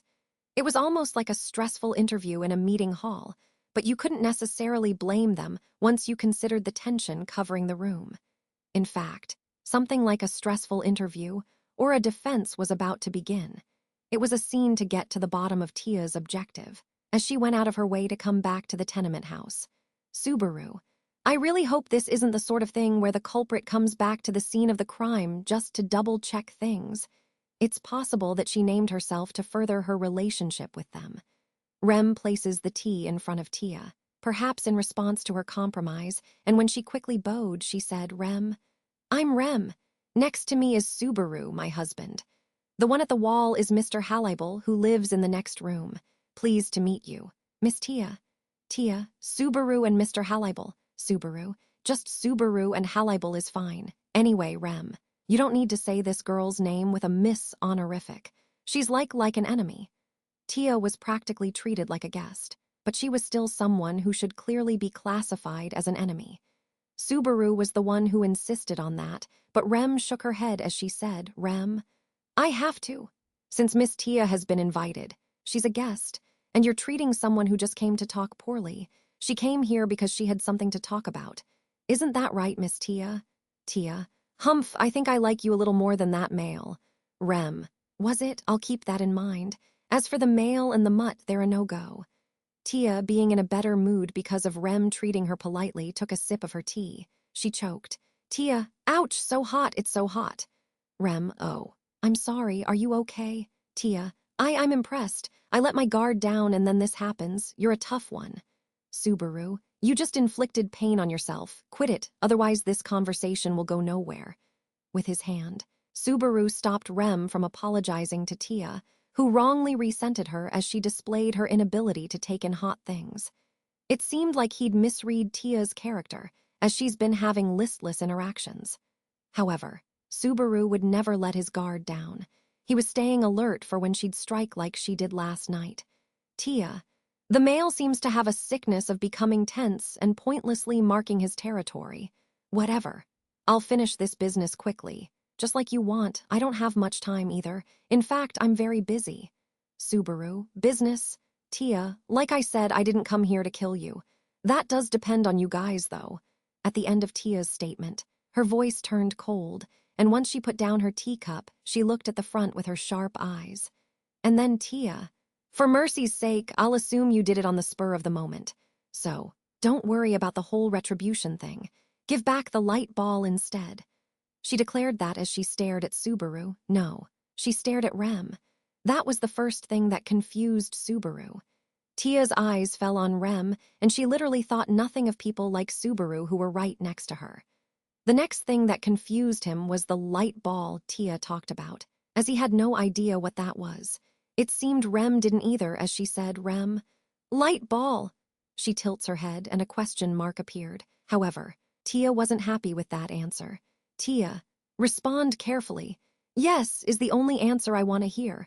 A wrong answer will cost you parts of your body. Tia tells that to Rem as she stuck her hand out in front of her and pointed at her with a white finger. Her quiet voice sounded calm, but it was fake. There was anger hidden within her tone, and it was just counting to the time when it'd blow up. Tia directs her anger at Rem by saying that her answer would affect the outcome, and she meant it. In this coercive negotiation, it was as if she was saying that people like Hallibal wouldn't be able to deter her Subaru. Hold on. Tia, no, choose your words wisely, and that goes for you too, not just Rem. Make one wrong move, and your female partner's fingers won't suffice. Subaru, what are you, a devil? Whatever, doesn't matter, just listen. What is this light ball? Tia, playing innocent, huh? It's what you guys stole. I don't know what you call it, but it's my light ball. I came to get it back. Subaru, what the hell is that? Subaru's answer makes Tia's mood worsen even more. But no matter how much anger she had inside, Subaru would not give her the answer she wanted. This is because Subaru truly had no idea what the light ball was, and of course, neither did Rem. Even though she said they stole it, it was a bolt from the blue. Even if she ranted about it, they couldn't imagine what kind of object it was or how important it was to Tia. But Tia, I warned you, choose your words wisely. You failed to do that. A wind blows by, going between Subaru and Rem, and it created a sharp mark on the wall in the back. Sharp cracks were vertically cut into the tenement house wall, as if it had been showered with slashes. The sharpness was so fierce that, had the target been a person instead of a wall, it could have easily torn them in half, a kind of threat and warning. By using force, Tia demonstrated that they wouldn't get off next time. Hallibal, watching in the back, couldn't move. Perhaps he had no chance to move because he didn't see the demonstration coming, which wasn't done to hit them. He wasn't sure. In any case, for Subaru and Rem, this demonstrated that it was a force to be reckoned with. Afterwards, Tia posed the same question to Rem. Which was Tia? Where is the light ball? Give it back. Rem, I'm terribly sorry. My answer is the same as Subaru's. Tia, Rem, I can't return something I don't know about. Tia, I see. Rem answered firmly as she stared straight at Tia. Hearing Rem's answer, Tia closes her eyes, and then she moved a finger on her right hand that she held out. The wind blew. This time it intensely blew off the room's fusumatwo, splitting it into two. Tia, are you still not going to tell me? Rem, it's not that I can't tell you about it, I have no clue what it is. Tia, you sure are stubborn. Tia's anger towards Rem, who still stood her ground, finally explodes. Tia stands up, and she stuck her hands out left and right. The next moment, the terrifying wind devastates the room, and the room is cut up by Kamitacha-3. Destruction demolishes the room. The wall, the fusuma, the shelves, the tatami mat, the tea table, everything gets destroyed, falling down in the room. Subaru was stiff and holding his breath, as the waves of the raging wind fell all over him. However, Rem didn't avert her eyes, and she didn't run away in fear. Tia, grrrr. Tia no longer had a main target for destruction in the room, and she finally roared. She looks at Rem, then Subaru, and then Hallibal, and then she said, Tia, I am going to kill that mutt. Are you still not going to give it back? Rem, nope, I can't. Hallibal, I mean, there's kinda no other choice with how the conversation's going. But aren't you treating me too poorly here? Rem's strong will stubbornly pushes aside Tia's desperate threat. Now that it's turned out like this, even if Tia were to cruelly kill Hallibal, her wish wouldn't be granted. Tia, well, I guess it'll help my mood just a little bit.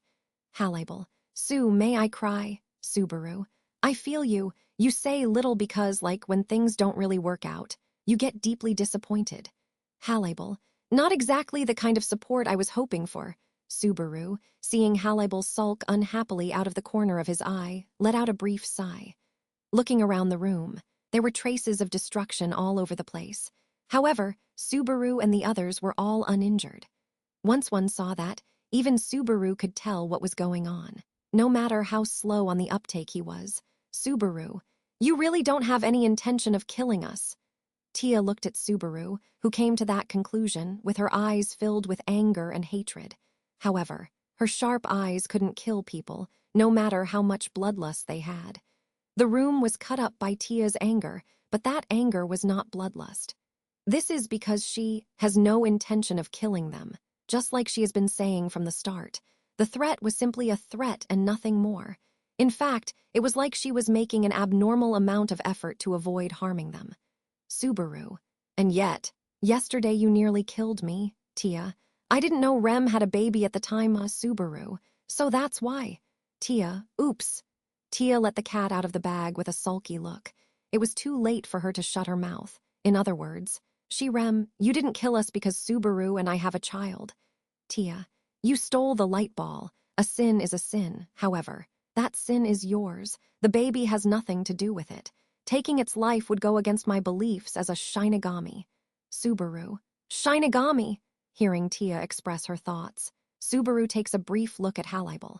He felt like Tia had called herself a Shinigami last night, but he couldn't remember things very clearly from the time when he was nearly killed. Seeing Subaru give him that look, Halibel tilted his head slightly to indicate that he had no idea what she meant. It was a self-proclaimed name, and nothing more. Even with that granted, her power was little too much for the name. Subaru. In any case, you won't kill us, you're even avoiding hurting us. So, Tia, so give it up. There's gotta be a limit to how impudent a thief can be. I'm going to get the light ball back. If the baby gets in my way, then I'll just have to wait for it to be born. Subaru. That'd take too long, first of all. While being torn between her beliefs and anxiety, Tia shows that she won't give in one bit. Seeing Tia's distress, Subaru looks at Rem, wondering what they should do. When Rem nodded at Subaru's look, she spoke while kneeling upright, not even breaking down within the wind. Rem, Miss Tia, like I've said many times, I have no idea what this light ball of yours is. I'll repeat myself again, I am not the one who stole it. Subaru. Rem was always with me. Rem had no time to do something so outrageous, and she'd never do such a thing. Either, why are you accusing us anyway? Was there some sort of deciding factor? Tia. Isn't it obvious? It's the nose. Subaru. Tia answers Subaru's question confidently, pointing at her own nose. Hearing that answer, Subaru grimaces, and he lost his breath as his chest was struck by an unexpected force. She found them by relying on her sense of smell. Chills and understanding were what welled up once he heard that, things that were expected. Tia sniffed out Subaru with her sense of smell and came here, Tia. Judging by that look, you must know something. Protect your female partner all you want, it's no use. Rem reeks of the smell of a thief. Subaru. Hearing Tia's triumphant words, Subaru loses his voice for a moment. Then, he thoroughly thinks about the words she said and says, Subaru. Rem, not me. Tia. Huh, what's this, you trying to protect her with an awful tearjerker act? Sorry, but my nose can't be fooled. My nose tells me that Rem is the culprit. Tia sternly points at Rem, and she declared that once again with a triumphant look. She was aggressive in anticipation of Subaru feeling guilty, based off his reaction. However, it was not the kind of guilt Tia was hoping for. Thus, a very complicated atmosphere started to spread between Subaru and the others. Tia, what you people are you trying to belittle me with those looks? Subaru, we're not. Rem, there has to be some sort of misunderstanding. Tia, I am not wrong, my nose is absolute. Hey, Mutt, you have a dog-like face, so you must get it, right? Halibel, why would you think that I'd take your side? Are you my wife? Tia, like hell I am. Tia's white face turns red, and she yelled as she stamped her feet. It no longer looked like she had the intimidating air that she had in the beginning.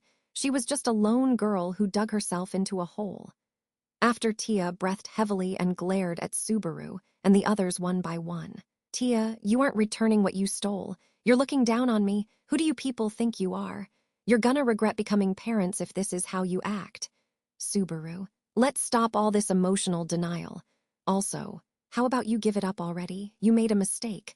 None of us stole whatever that light ball is. Tia, no, I didn't. Rem had to have stolen it. There's no way I'm wrong. Rem, okay. Well, Subaru couldn't figure how to deal with Tia, who finally started throwing a tantrum. Rem was the one who interrupted Tia, who was acting stubborn like a child, which was improper for how she looked. Rem, Miss Tia, it seems you think that Subaru and I have stolen something. Rem softly speaks to Tia, as if she was trying to reason with an unreasonable child.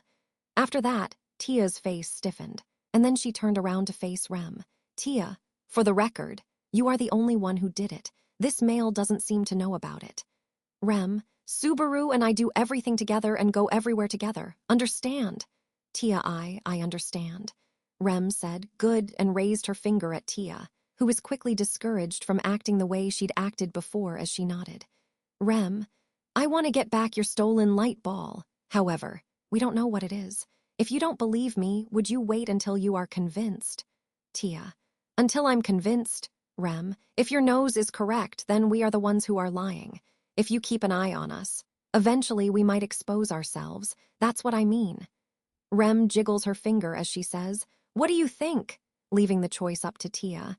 The suggestion would take up quite a lot of time, but Subaru thought of it was a temporary measure to temper a child. However, after Tia pondered the suggestion for a while, Tia, sounds interesting. All right, I'm in, Subaru. Really? Tia, it's as Rem said. She'll get busted eventually for sure, so I'll wait. Tia sticks out her somewhat busty chest, and she answered Subaru's doubts confidently, but it was still hard for Subaru to believe her choice. She snorted as she saw his face. Tia, I'm not lying. I'm confident in my nose. Look, there's no way I can lose. If I'm wrong, I'll even give you the light ball to make it up to you. Subaru, attacking us to get it back creates an infinite loop. In any case, if Tia has accepted Rem's idea as a good one, then the problem was solved. Or at the very least, Rem and Subaru shouldn't have to worry about being hurt by Tia anymore. Subaru, that's if we could trust that she isn't lying. Though, Rem, it's fine. I believe that Miss Tia really is telling the truth. I can tell since I watch plenty of kids at Temple Elementary School. Subaru, it's kinda worrying how that could be used as evidence to convince me. Still, she really did sound like a teacher with the tone of that persuasive argument. In other words, Rem successfully convinced him because she was gifted with the skills of a female teacher.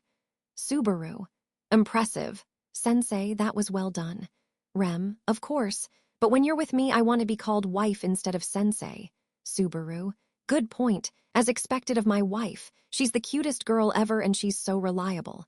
Rem, there you go. Well done. Rem praises Subaru, who corrected himself as if she was playing around with him. Seeing her smile, Subaru scratches his head. He thought to himself, I'm no match for her.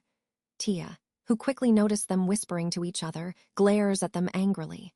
Tia, hey, what are you two whispering about? Is it about the light ball?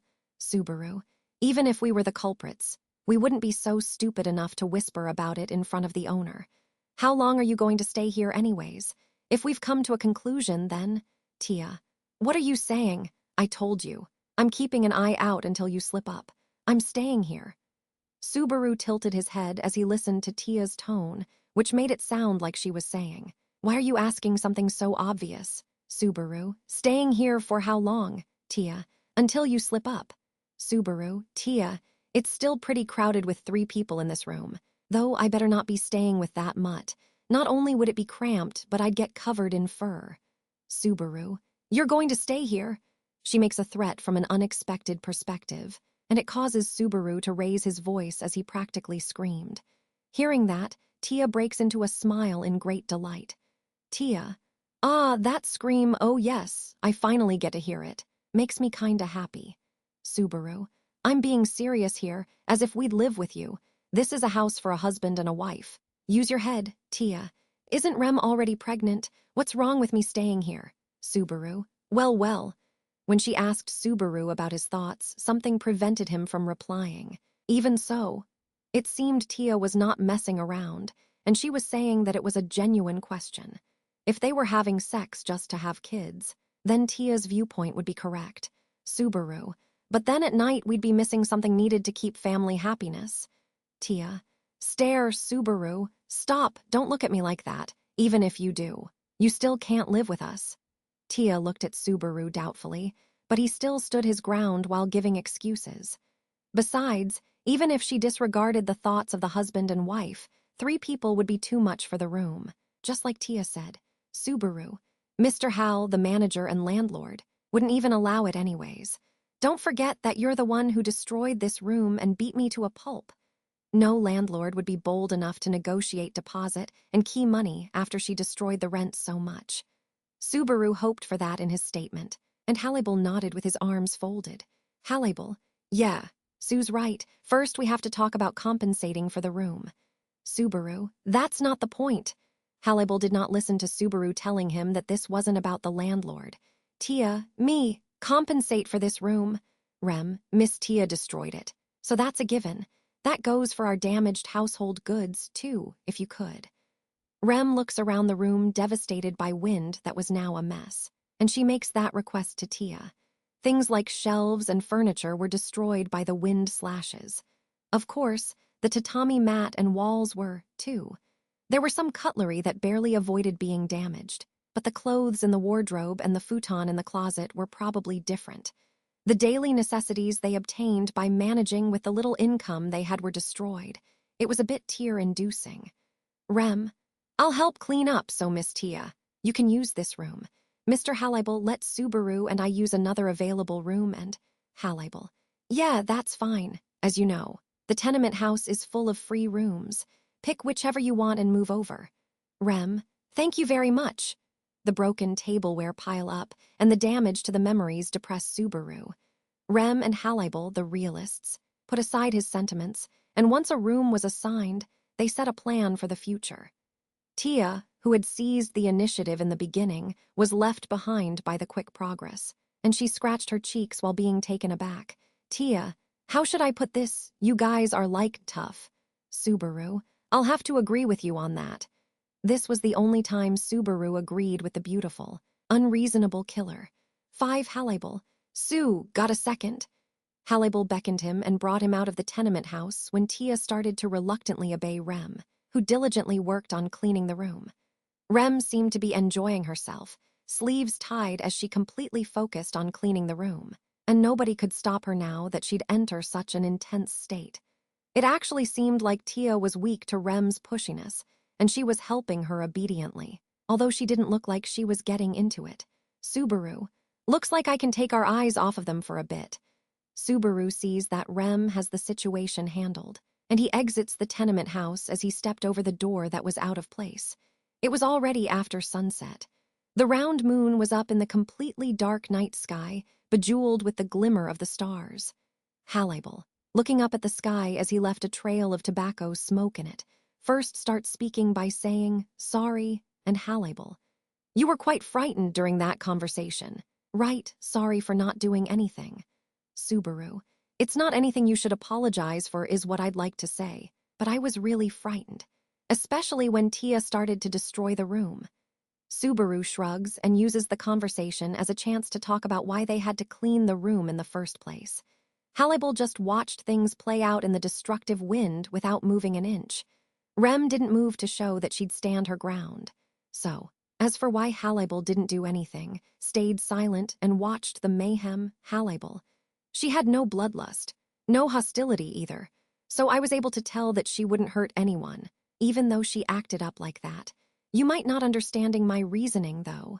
Subaru, of course I'd know once I could tell those things were missing, although I was late to notice.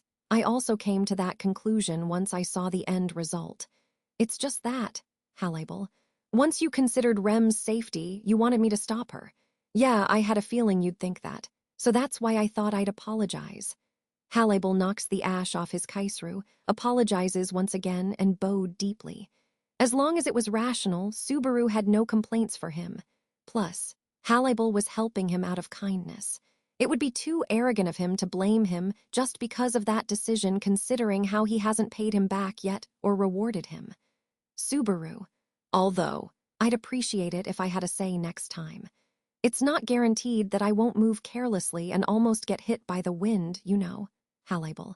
If 1 to 2 of your limbs fly off from the sharpness, the doctor can put them back on just fine. Subaru. Once I let my head fly off, I'm dead. Getting hit somewhere meant death. Considering how he didn't get hit, he got lucky. He felt very relieved knowing that he lived by the skin of his teeth. Halabel. I'm glad that you forgive me. I kinda felt down for arriving too late last night, too, when you were beat up. Subaru. Really? Halabel. Forgetting about the title as Kararaga's strongest, I do regard myself as a shinobi, and so being outsmarted sure isn't something to be pleased with. Halabel shows his pride, and Subaru tugs on his chin as if to say, so that's how it is. When he heard of ninjas, things like information warfare, undercover agents, assassination, ninjutsu, and all sorts of roles came to mind. But perhaps those were like characteristics of spies from ancient times. Messing up with counter-espionage sure would be a failure for a ninja. Subaru. In that case, why don't you let one of the people working for you handle it? Since you're the strongest ninja in Karagi, aren't you the leader of shinobi groups or something? Halabel. Shinobi groups? We have no dangerous gatherings like that. I've never even seen any other ninjas outside of myself. How'd you come up with that idea? Subaru. Don't you have special educational institutes like shinobi villages or something? Halabel. I've heard about some living in the middle of nowhere in hidden villages due to racial circumstances. But as for my wolf brethren, they couldn't run and hide, so they're reaching extinction. Subaru. An extinction joke. If ninjas were endangered, then so were wolves. Halabel's culture and race were on the verge of dying out. They were also starting to decline because they knew their place. Subaru. Basically, don't expect too much from your ninja side. Halabel.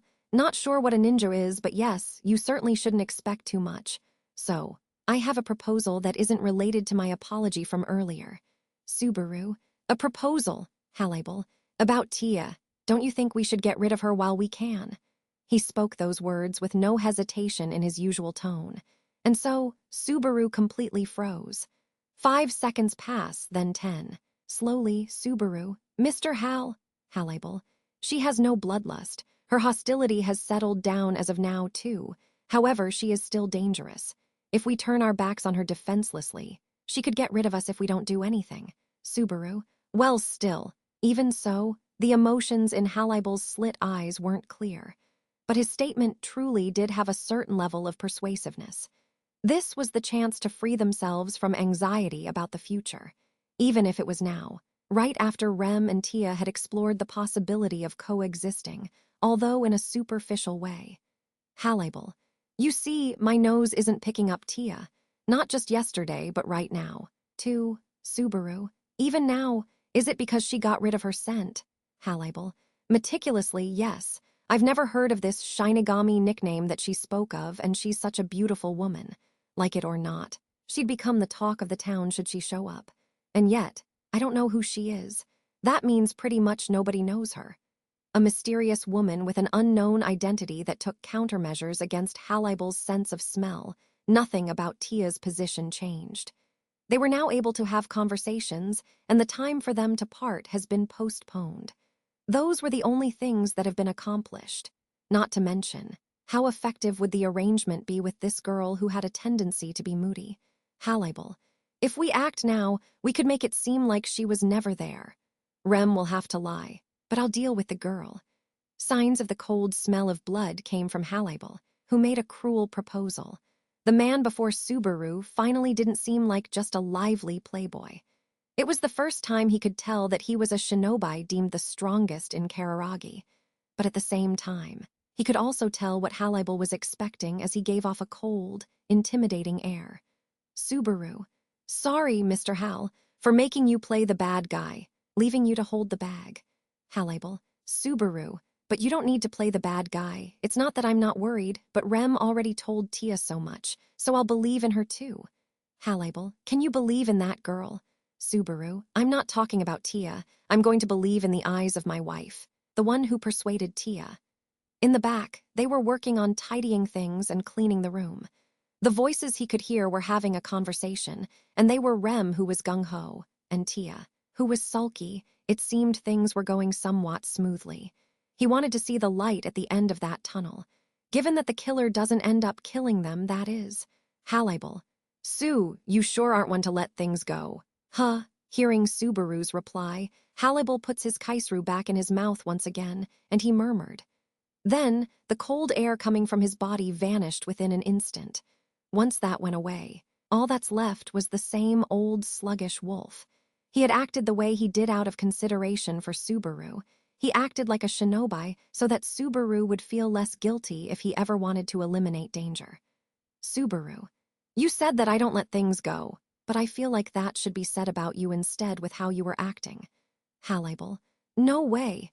Besides, you're the one who forgave someone who nearly killed you, and you don't even know if she'll change. This isn't just a matter of being soft-hearted. Subaru, now that you mention it, Halibal tells Subaru that, and he remembered how Tia nearly killed him. Although he knew how strong she was, he had forgotten about how he was targeted by her violence nature. This explains why Halibal was worried about Subaru and Rem. Halibal, did you really forget? Even with all the pain you still feel all over your body. Subaru, don't remind me. Now it's coming back to me. Subaru remembers his joint pain, and he moves around his limbs as he said "Owa" with a pathetic look on his face. Seeing him act like that, this is when Halibal let out a long sigh in a dumbfounded manner. Halibal, if Sue and Rem insist, then all right, I won't do anything. Subaru, I owe you one actually, not sure if I should say that here. Well, I already owe you plenty anyway. Halibal, you keep on indebting yourself, looking forward to the day you pay me back. Halibal said that while smiling, though it wasn't clear if he wanted to get paid back or not. Hearing his words, Subaru pouted, and he hung his head as if to say that he was absolutely correct. Ever since he came to the town Bonin, he's just been depending on people's kindness and being helped. Subaru, I gotta pay everyone back eventually. Halibal, it'd be problematic if you died on us, so hang in there and stay alive until then. Subaru, damn, what a positive reason to avoid dying. Subaru smiles back at Halibal, hearing him say that, and he stretched his body. Just then, a voice coming from inside the room called out to the two people outside. Rem, Subaru, please help me choose some clothes that would be fine. Tia, you males are the only ones taking it easy. This is why you can't trust males. They should just spend all of their time outside hunting. Honestly. Hearing Rem and Tia call on them, Subaru and Halibal look at each other, and they both move. Halbil knocks the ash off his kaisru, while Subaru stretched lightly. And with that, the night of day 0 of the noisy days at the tenement house advanced.